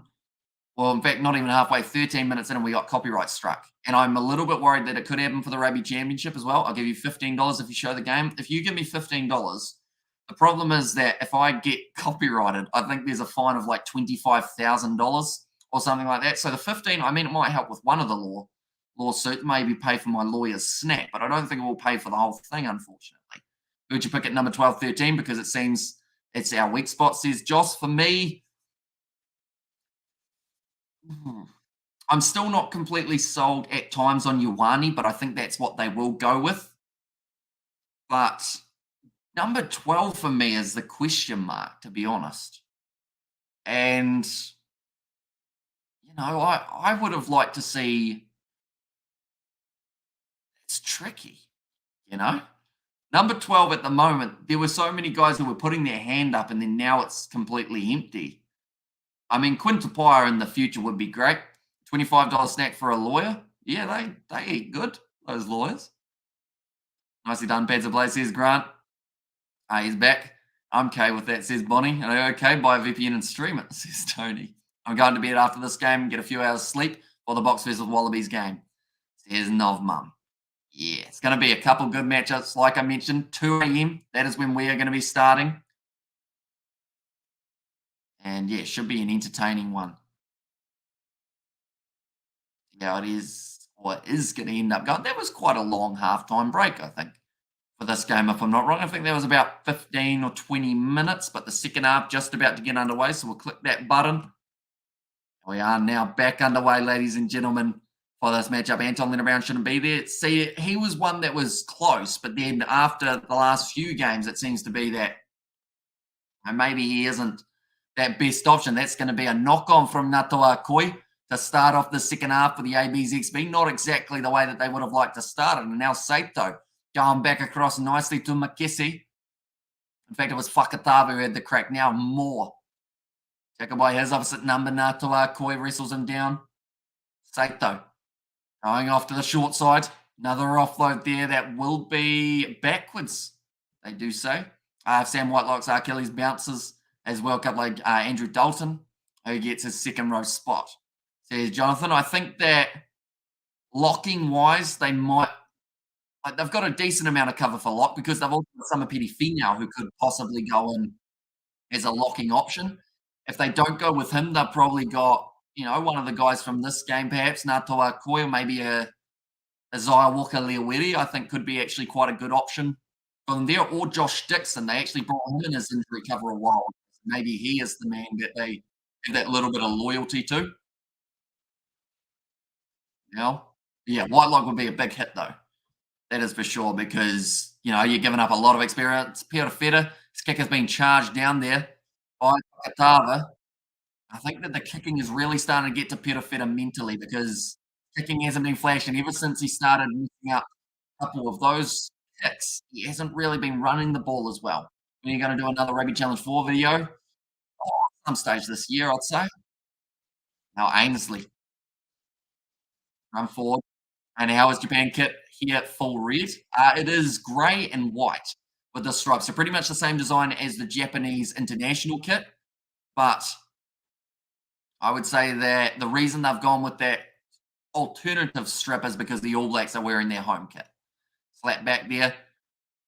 Now Brad Weber has a bit of a slip there. Loose ball. Jack Goodhue manages to clean it up. Now finds another offload. But it's gone into the hands of the Japan XV. Good attack and run. I think that's actually the first time we've seen Fuki have a run That's going to be close to the turnover for the ABs, and it is now. Christian Leo Willie, big shot coming in on him, but he breaks 2 tackles, finds the offload to Natoa Akoi, and it seems like the second half is going to be played with quite a bit of extra pace compared to the first, although the first half did start quickly as well. That's what remember perhaps why there is a long break. That is true. It's about 31 degrees, isn't it? So maybe just giving the players a little bit more time to hydrate, get called back down. As you're such a pro, are you covering the Women's Football World Cup? It's in the South Island. Will be massive internationally for women's sports. It's going to be the knock-on this time from Alex Nankerville. We probably won't be covering too much of it, mainly because if we were going to do it, it would be similar to the Women's Rugby World Cup, and we were probably going to do it with me mum. But the games are all at really random hours. Brad Weber now breaking the line. Jeez, there's a man with plenty of pace who's just managed to slam him down, made him knock the ball on as well. And now it's back with Japan for another chance with the ball in hand. The second half is getting a bit hectic. Rush defense there from Quinton Strange makes the good tackle. Craig Miller runs at his opposite number, Xavier Numia. And also, have you seen the Fiji Alternative 2023 Rugby World Cup jersey? It's the best so far. I actually haven't yet. When did they announce that one, Jonathan? Do let me know. What do you guys think in the chat? And Hamish, what the All Blacks score will be. So I believe in my prediction, I said 27. What did I say? 26 points to 21 or something, I think. Or 26-22, I think I went with the score. Something along those lines. But there is a chance that maybe it's going to be a bit further forward. Oh, sorry, I was talking about the Cricket World Cup, wasn't I? The Women's Football World Cup, I don't know whether or not we are covering together, though, at this stage. We didn't cover the Men's Football World Cup. We haven't really covered any football on the channel at all either, other than like 2 games. So probably not our spot to commentate. Will you cover the Ashes first session 1 hour from now? Not today. We will be watching it, but just not covering it. We'll be preparing for that later live stream between Australia and South Africa. What's up, man? Says Silly. Welcome in, mate. Hope you are doing very well. And also, is this game in Japan? It is. So the home field advantage, which is why we can hear complete silence when Stephen Petafeta is lining up another 3-point opportunity. And he's got it over this time. That will now make the score 14 points to 6. New Zealand slowly extending their lead now. 8 points difference. Looks like they are quite close to making a few changes for Japan. In fact, they are now changing them. It is going to be Kazuki Himeno, one of the 3 players to make his way onto the field. Also, Gu is going on, and also Shota Hori. He was just scored 40-10. Warriors still leading, says Daddy Fat Sacks, but Kazuki Himeno, a lot of Kiwis know him from his time at the Highlanders, the Super Rugby Pacific. In fact, it was just Super Rugby at that stage. It might have even been just Super Rugby Aotearoa. Now, Ricky Riccatelli, good shot on him by Craig Miller.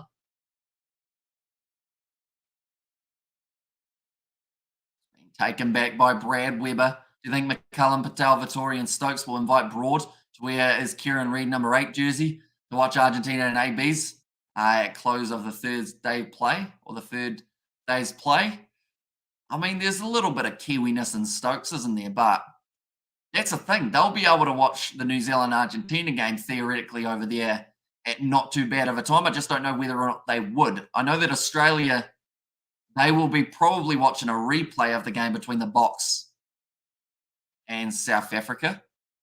I'm doing some work at Waikato Stadium, again setting up for the Women's Soccer World Cup, says Marco.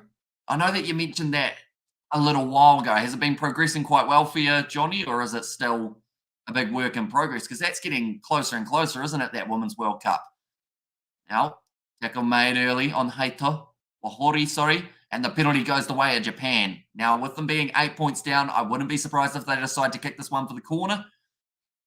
Or do you take the 3 to get within 7? I'd like to see them go for the corner, and by the looks of it, that is exactly what they're going to do with Matsuda now kicking it towards the touchline. How do you think Akira has played? He's had 1 good run. He's had 1 drop ball. That's the main things that I've noticed from him. So he hasn't been terrible in this contest. I feel like he had a lot to prove going into this game as well, because he was one of the All Blacks guys that were then left out of the squad. Hasn't been confirmed yet, but Ian Foster, he said about a couple of the players They messaged, they didn't reply when they were told that they weren't going to be in the ABs. Some are thinking it might be Akira Ioane, but hard to say. Great work, Hamish. Thanks for the commentary, mate, says Courtney. No worries at all. And we will be back later on tonight with two more matches taking place. South Africa taking on Australia and also the All Blacks when they do go head-to-head with Argentina. And, bro, they want us to tape over all brands of clothing that we wear, e.g. my John Ball work boots, Canterbury shorts, Makeda hat, and Swandery Swanee. I'm covered in tape, look like an idiot, says Marco. Oh, so is it going to be going into a video package of some sort? Guys, don't forget to hit the like button for my fix. I'm in the USA, says Robert. Yeah, anyone with me, be sure to leave a like and subscribe now. Ori, off the back, it looks like a decent rolling ball starting to open up here for Japan. Osada also on the field for the number 14. Just stopped narrowly, but they have got the penalty advantage now. That might be against Quinton Strange. Blow the whistle from the referee. I want to take it quickly. That is a Kiriwani who is offside. So I guess just as we said about how he wasn't having too bad of a game, he's now giving away a penalty as well. Yeah, he looks like he could come back, but it's a tough ask for them. Or for him, says Big Light. Welcome back, says Abdul Malik. Welcome in, mate. Hope you are doing very well. And I thought the score was 45-5 to Japan, says Junaid. Who told you that, Junaid?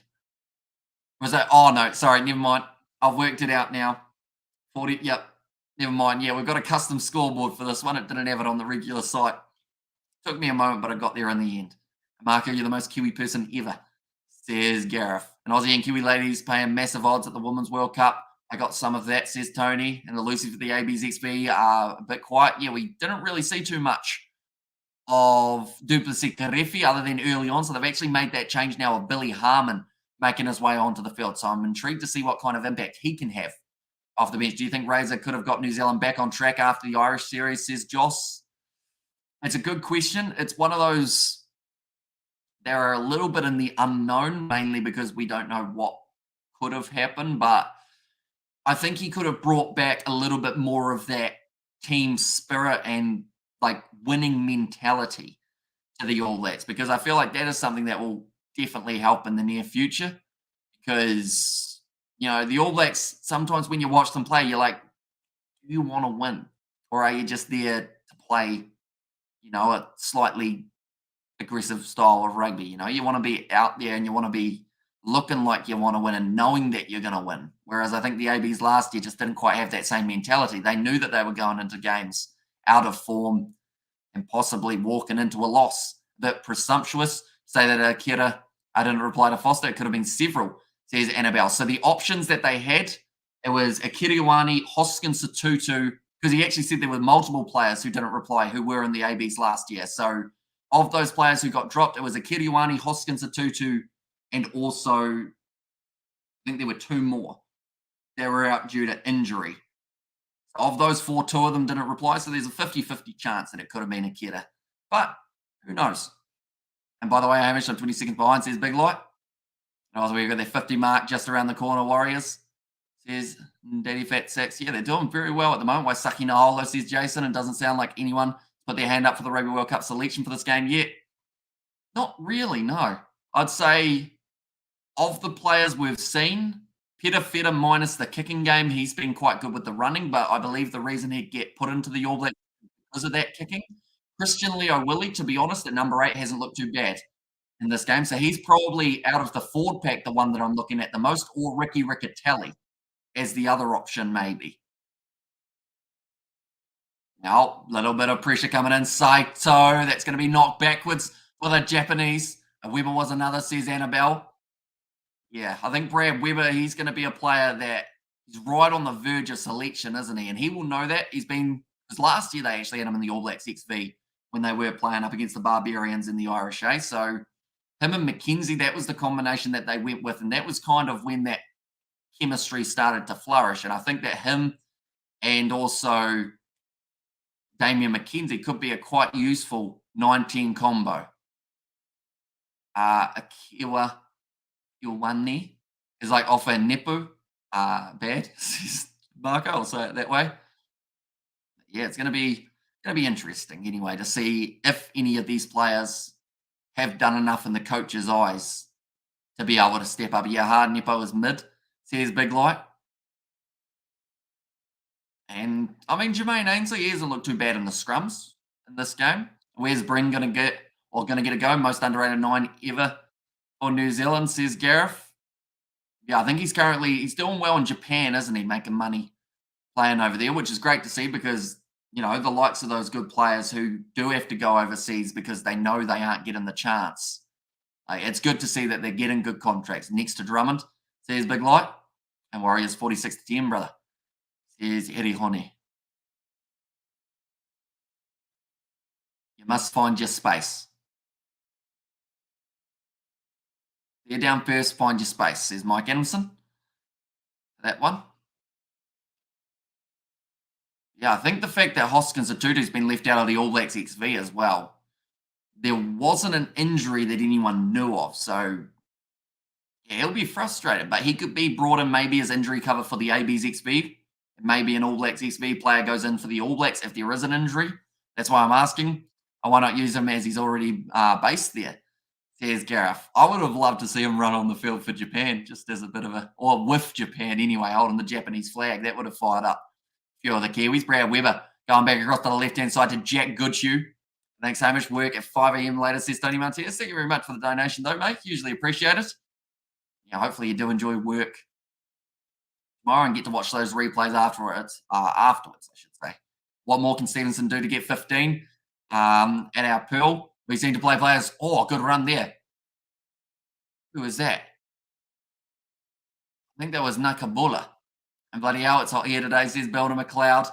Now, nice step from Atina Nana Satoro, bumping through one. See, when he's at the ball in hand, he hasn't been doing too badly either.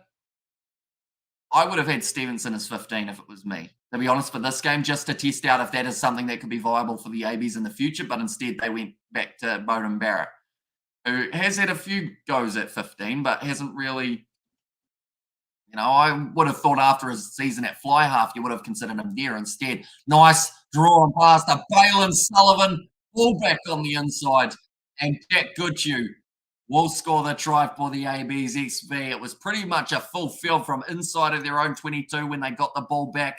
Balin Sullivan to get that nice pass away to Jack Goodhue. The clock hasn't started on your scoreboard, says Jonathan. As Harry Hawkins playing for Japan. Not in this game, I don't believe. Maybe you did an Aaron Smith. Caught in the toilet, says Jason. Balin Sullivan, nice step. Back to Jack Goodhue on the inside, and that man, very happy about that. There are talks of whether or not maybe he could be an option for the All Blacks. I'm not completely sold as of yet for him, just because he seems to be lacking a little bit of pace since coming back from his injury. Cameron Suafua is actually another mention, I should say, for when someone asked about Whitelock not being available, who they could have. Maybe Suafua could be a strong option. I think Bryn can play for New Zealand or can't play for New Zealand because he's not based in New Zealand. The rule goes for any New Zealand representative team. Says Grant. So I think the Māori All Blacks are slightly different rules, aren't they? And he's played for them before. But, yeah, the AB's, I guess, in a little bit of a similar boat to what Damian McKenzie was last year. And Kotez Ratama is another awesome halfback. There's Ed Smith. Now 25 minutes remaining in this fixture. It's 21 points to 6. With that conversion going over, Japan need to be the next side to score the try. That is for sure.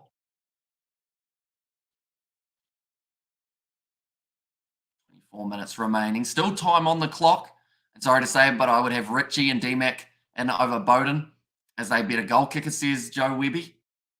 Yeah, I think Geordie Barrett being 12, they're going to try and use his long boot as well, I would be thinking, throughout that next game. Yeah, that is not actually too far away. It is in about 10 hours' time we are going to get to see that matchup take place. Nice run forward from Atina Nanasatori, bless you, says Robert there. Yeah, it's intriguing to know how this combination for the All Blacks is going to work with Mo'unga and Barrett as the 10 and the 9. Or sorry, McKenzie and Barrett. It's a combination they haven't really done too much of. Is this match on TV? It is in New Zealand on Sky Sport 1. I'm not sure about overseas, unfortunately. A kick downfield for Lau Whakatava. Actually has made his way onto the field for Brad Weber. Also, Brett Cameron now making his way on the field for Stephen Petafeta, who's had a decent running game, like I mentioned, not the greatest game off the tee, unfortunately. Do you think Razor will select Tom Christie? I think there's a high chance that Tom Christie gets himself a crack if Scott Robinson is the head coach, mainly because he knows the youngsters' work rate when playing for the Crusaders. He's a tackler machine. And I think if this next year he works on that turnover conversion rate in the breakdown, could be extremely dangerous. But now, back across to the left-hand side, it is going to be Falau Pakatava to Christian Leo Willie. Billy Harmon, you can recognise him. I think he's one of the only players out there on the field with headgear on for the Kiwis. Nankerval finds the offload now to Christian Leo Willie. What do you think Geordie Barrett's best position is? I would still say probably fullback for Geordie Barrett. I think he's been working well at 12, but I think him under the high ball at the back is still a very good option for the All Blacks going forward. I've got to say, Goodhue still has Ryan Crotty, like Smartsman, despite his injury, says Big Light. I'm pretty impressed for the ABs, or with the ABs 15 for the Pumas. Well, except Kane, but he is in form, I guess. Says Gareth, it's been McKenzie, mate. Says Builder McLeod. Ricky Riccatelli, he is now gone off the field. That is for Tyrone Thompson. Tom Christie, top tackler in Super Rugby. Yeah, although it was interesting looking at those stats because I saw that Fraser McRae, I think he was second or third, probably third actually now that I think about it, but he had played 2 less games than anyone else in there. And Sam Cane actually also had very good tackling numbers, even though he had played slightly less fixtures than Tom Christie. So there's still a lot of guys tackling a lot. It's just Christie, I guess, with the fact that he didn't get injured, he's consistently able to keep on adding to that number. And Bowden appears to be a great player who is now starting to approach the downward side.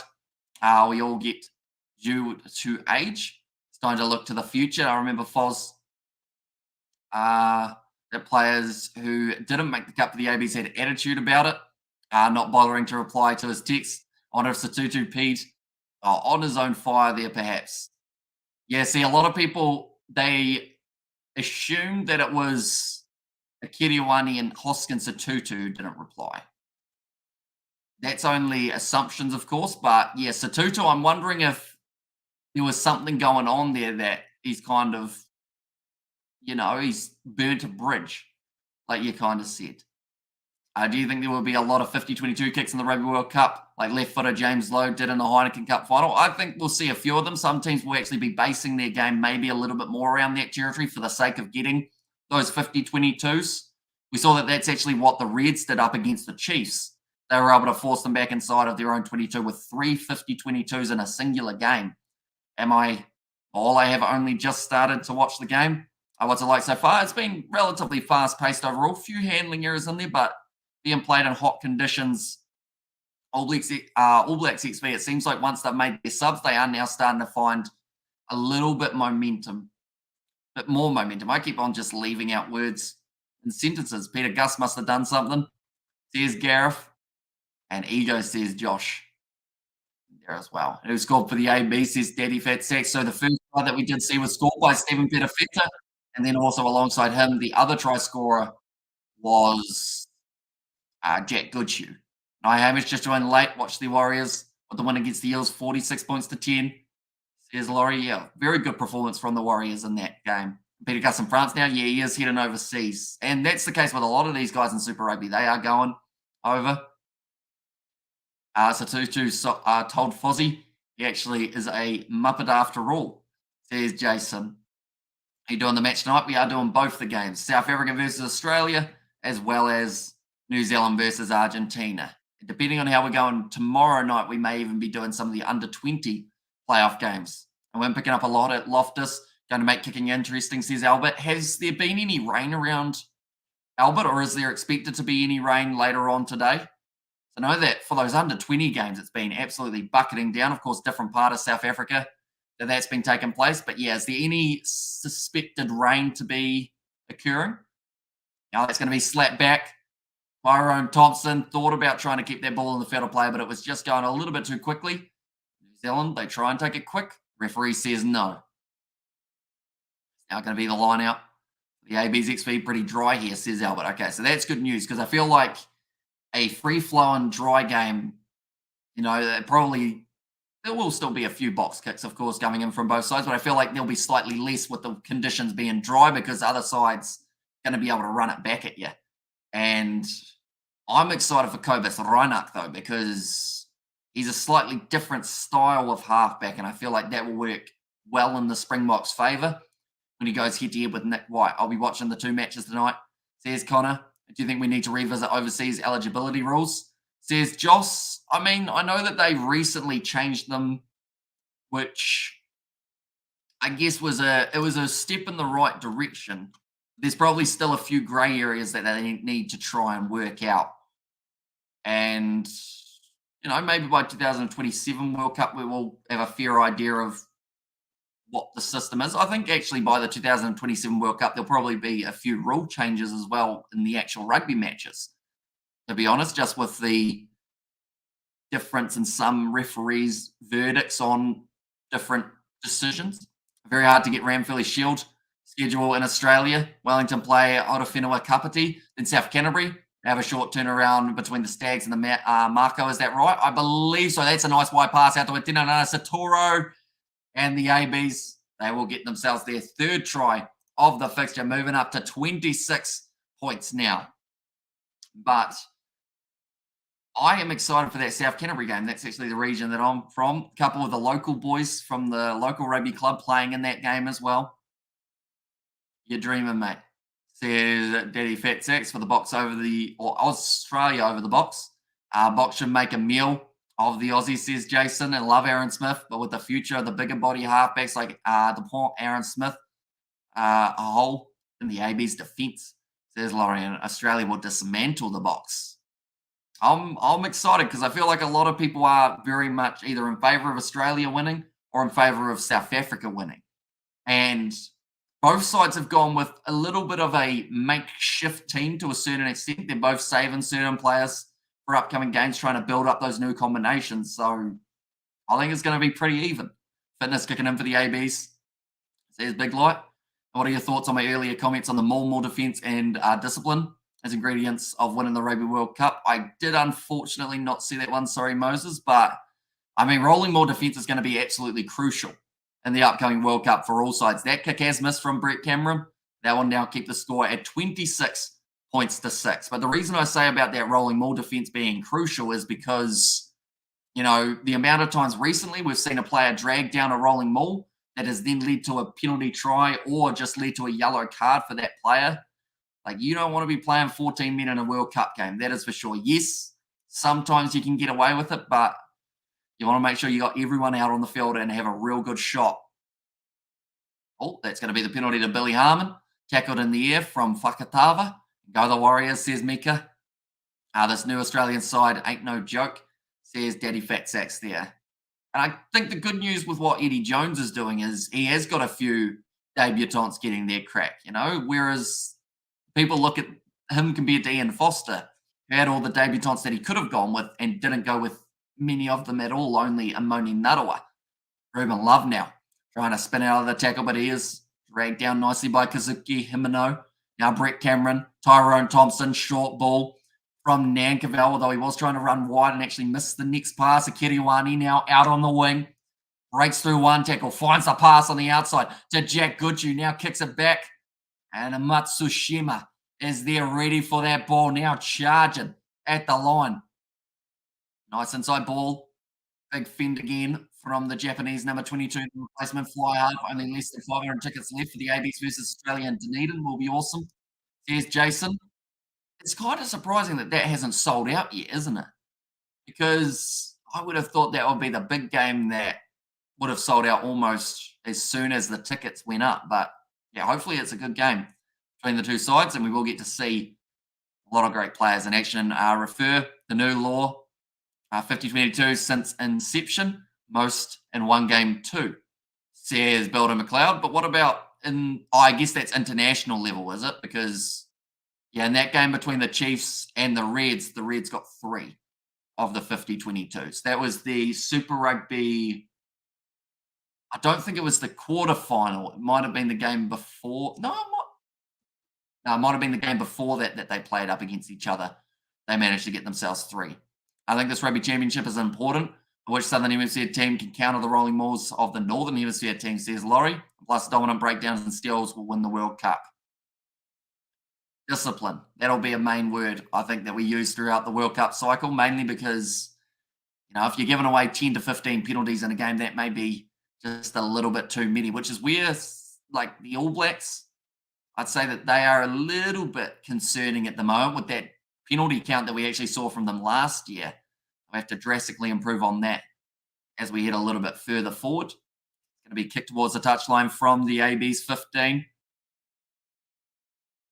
15 minutes remaining. And that is another change being made for Japan now. There's going to be Osada making his way onto the field. So I believe they've made all 3 of their back replacements, Nagari, Ogura, and also Masuda. Or Osada, sorry. I got one vowel wrong 3 times in a row. His name is Tyrone Thompson now.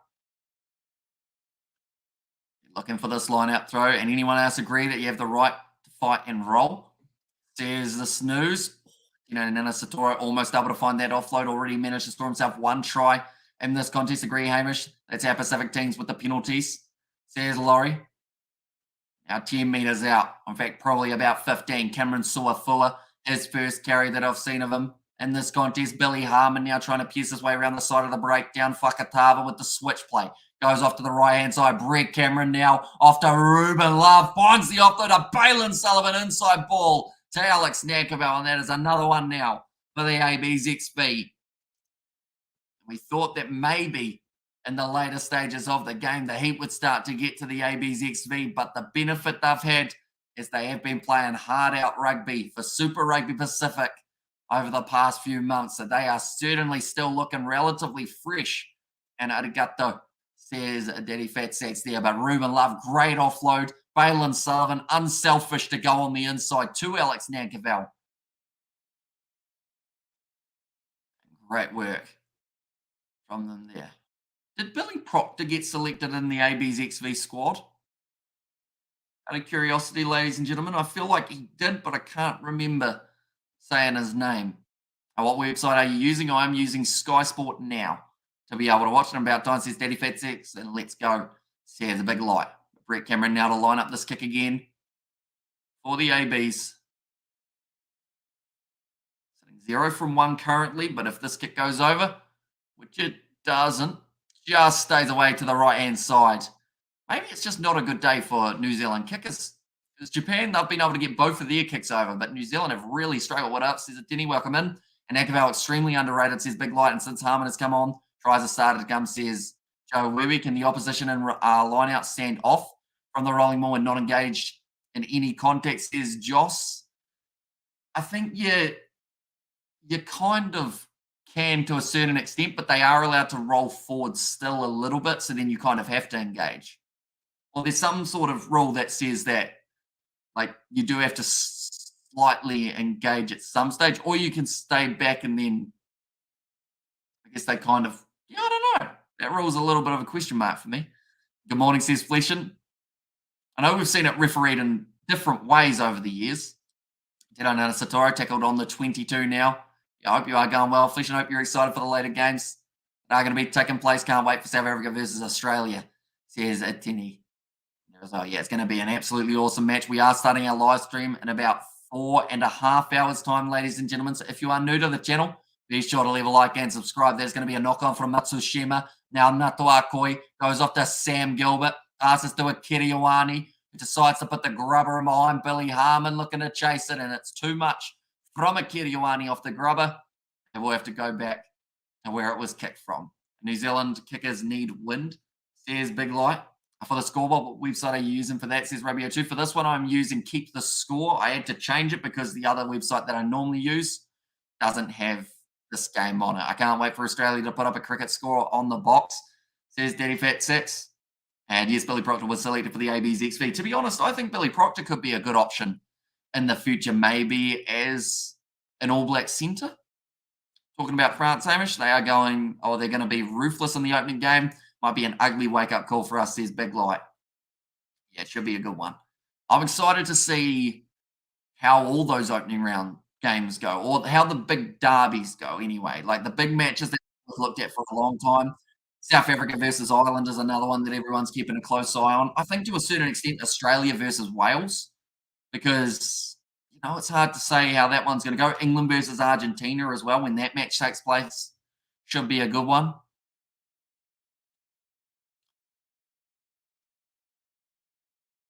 They're talking about the Black Ferns game taking on the Canadians. Not too far away, and South Africa will win my prediction 35 points to 32. Says Tini there as well, but currently sitting 70 minutes down in this contest, only 10 to go. I can have a link, or can I have the link, please? Wait to the scoreboard or to the game, because we can't give a link to the game because the game is illegal to show. Nielsen taking that one. That was a very flat pass, close to forward. Ugura may have gotten away with that one. A little bit of a counteract there from the New Zealand 15. Now sitting 31 points to 6 ahead. France getting spanked in front of their home crowd. There's Inky. It's gonna be good, that game. I feel like it will answer a lot of people's questions anyway.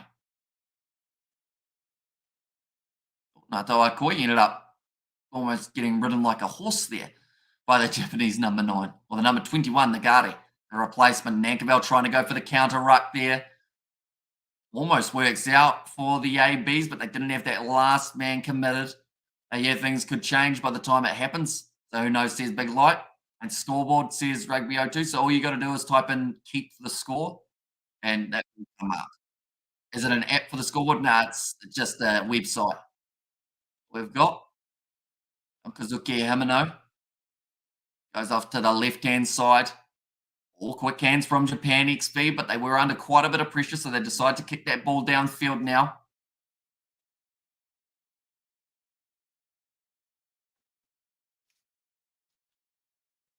$25 points difference. I feel like this game, it doesn't feel like it's a 25-point difference game, but unfortunately for Japan XV, they just haven't been able to find their momentum that they needed. Tongan side is strong with Piatau, Fikatoa, Moala, 5 All Blacks, 3 Wallabies, and a lot of European players, says Jonathan. Yeah, they're in a tough group, the Tongans, so it's going to be a tricky one for them. But if they manage to win 1 or 2 of their games, they could certainly cause upsets for other sides trying to make their way forward. Not worried about the Aussies, more concerned with Fiji, says Fleshin. Yeah, it's going to be the fact that it's only about 60 days away now from that World Cup taking place. It feels like we've had such a long build-up. Like we've been doing live commentary on this channel since there were about 980 days till the Rugby World Cup was going to be taking place.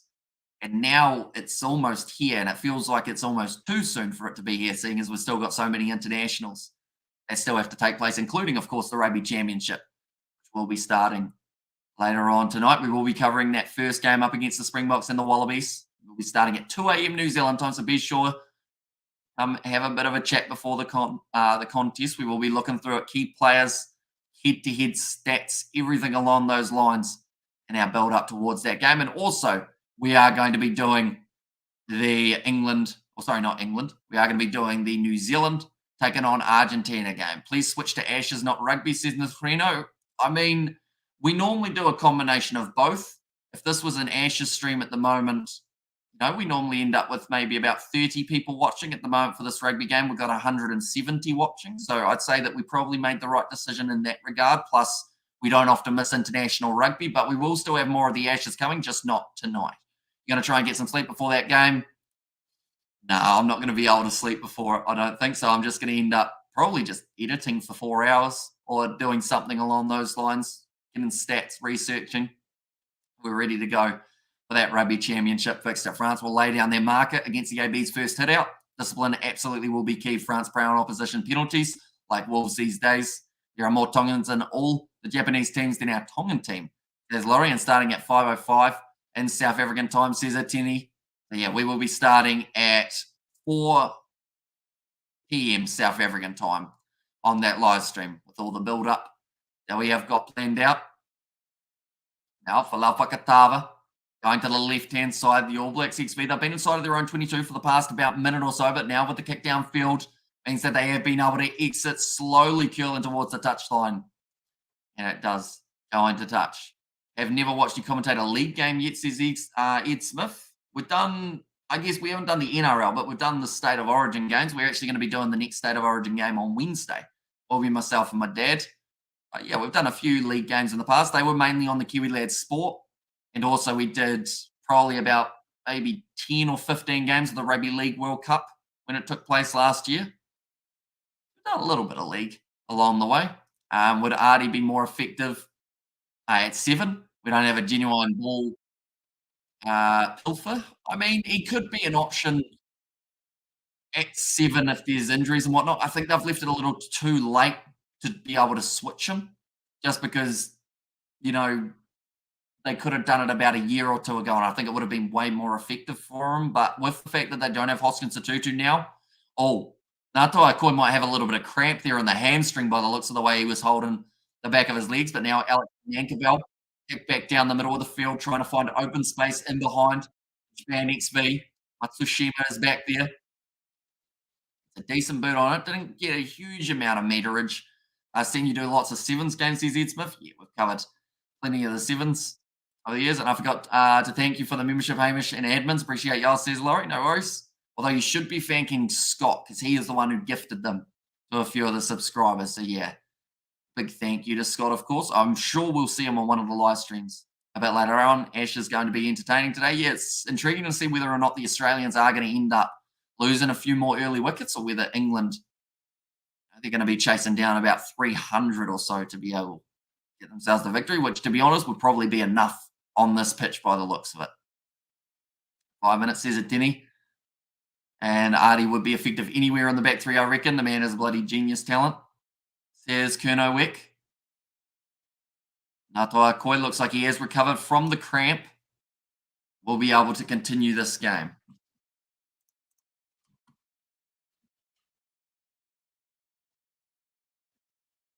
Talking about the fact that when Billy Harmon's been on the field, there's been 0 points scored,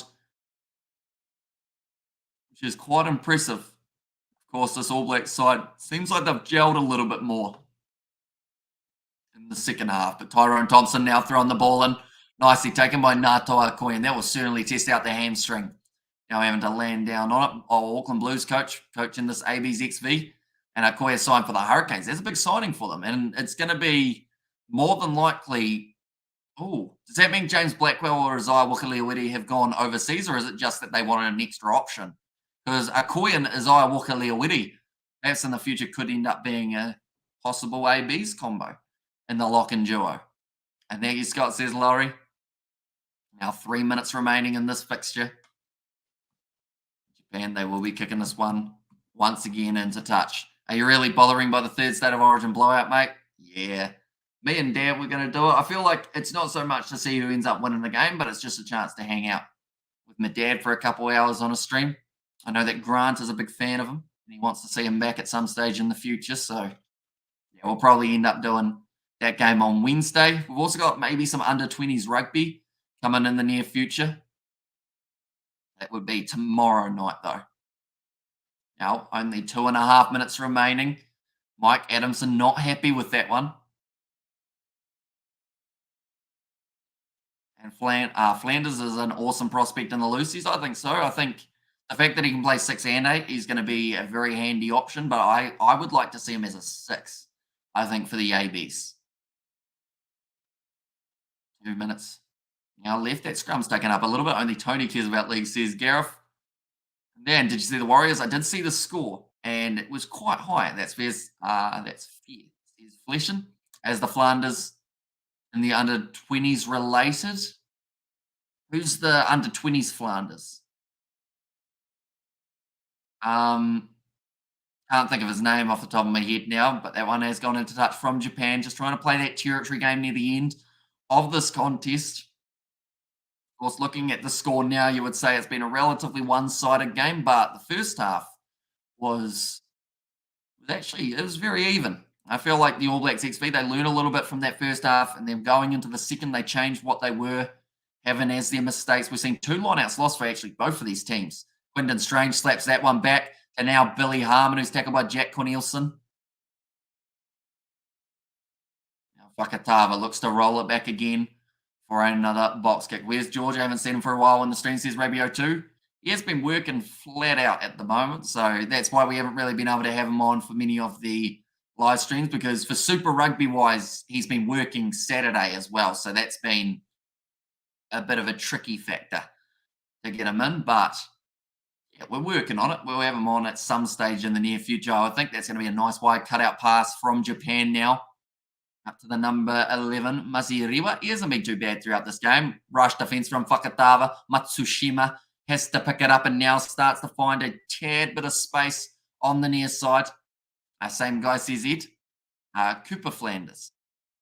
And they were mean. Way better than last week, says Tahana. And wins the next pod with Mr. Itchy. That's a penalty to the AB's XV. I believe it's going to be on about Monday, if I'm not wrong. But yeah, I think it's Monday, and it's a pre-recorded one rather than a live, unless we just go all live, but I'm not too sure what the plan will be going for. Brett Cameron almost just backed into Mike Adamson. That was going to be slightly unfortunate for him. That's the full-time siren now, but the All Blacks will still have one last crack off the line out. There was a forward pass. There's Daddy Fat Sax and Fakatava looking good on D. There's Big Light.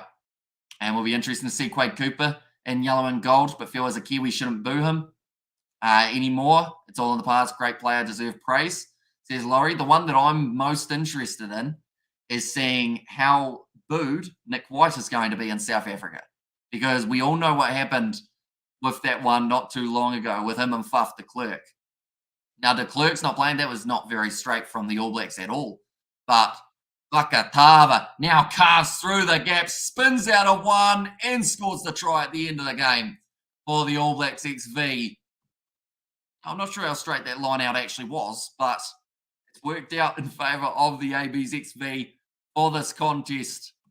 They will walk away with one more try before the end of it. And Quade Cooper will get a roasting in Dunedin. And Tim Good Point says Big Light. And the All Blacks are on at 3. Says Tahana, or the All Blacks New Zealand time, they do start at 7:10 a.m. New Zealand time. And then 3:05 a.m. is when the South Africans are playing Australia. Fakatava says Big Light. Yeah, fantastic try, and certainly putting his name possibly up there as well for a chance at the AB's World Cup squad. But that is going to be the end of this fixture, ladies and gentlemen. Just the one kick to come for Brett Cameron. We have still got plenty more rugby action coming tonight. We have got the All Blacks taking on Argentina. That is the second game of the Rugby Championship, and the first is going to be taking place at 3:05 a.m. New Zealand time. We are starting at 2, though, because we've got plenty of build-up for that matchup. That is going to be South Africa taking on the Wallabies. The kick has gone over, and that will make it full-time. It is 38 points to 6. The first half was close. The second half, the AB's XV started to run away with it. Nick Frost in the second row for the Wallabies is very quick for a forward, says Jonathan. Yeah, we've seen him have a couple line breaks throughout Super Rugby Pacific, and also has a very good line-out record when it comes to winning them, or percentage-wise. So I think he's going to be an entertaining one to watch when he goes head-to-head with South Africa. Trained well last year. Good try, Wallabies. South Africa going to be solid. Says nice, I almost says nice commentary, but says the snooze. Nice commentary from Scott. Thank you very much, mate. Go Japan, says Big Light. And there as well. So the AB's XV, of course, they are going to have another game in the near future where they will be going head-to-head with the Japanese international side. Yeah, nonetheless, thank you all very much for tuning in. Everyone donates so Hamish can stock up on no dose tablets for tonight, says Jason. It's going to be a big night, that is for sure. In 12 hours' time, we will actually still be awake, mainly because I believe at about 10 a.m. New Zealand time, after doing an all-nighter, George is actually going to be coming around so that we can film some stuff. He's got a video idea that he wants to do, so we're going to be filming that. I'll be asleep maybe by the afternoon if I'm lucky, and then back up for the Ashes and also for some under-20 Rugby World Cup action. And thanks always for your work, Harry, says Laurie. No worries at all. And 8 to 6, that's halftime now. There's Barry in Japan. Let themselves go on this. There's Barry there. Nonetheless, yeah, thank you all very much for tuning in. We'll see you all for that Rugby Championship live stream a little bit later on. In the pinned comment, you can see the link to the Kiwi Lads Sport, also to the podcast. That is the one that me and Rugby Itch, we recently did episode 1. It was a preview of the Rugby Championship, so be sure to check that out as well. Big Light has just donated $5 to go Australia and New Zealand. Thank you very much, mate. Hugely appreciated. So you're going for the Trans-Tasman boys to get themselves the victory in the Rugby Championship. The good news is we're only about 5 hours away from finding out exactly who it is going to be. But thank you all very much for tuning in. And I will see you all for the next one.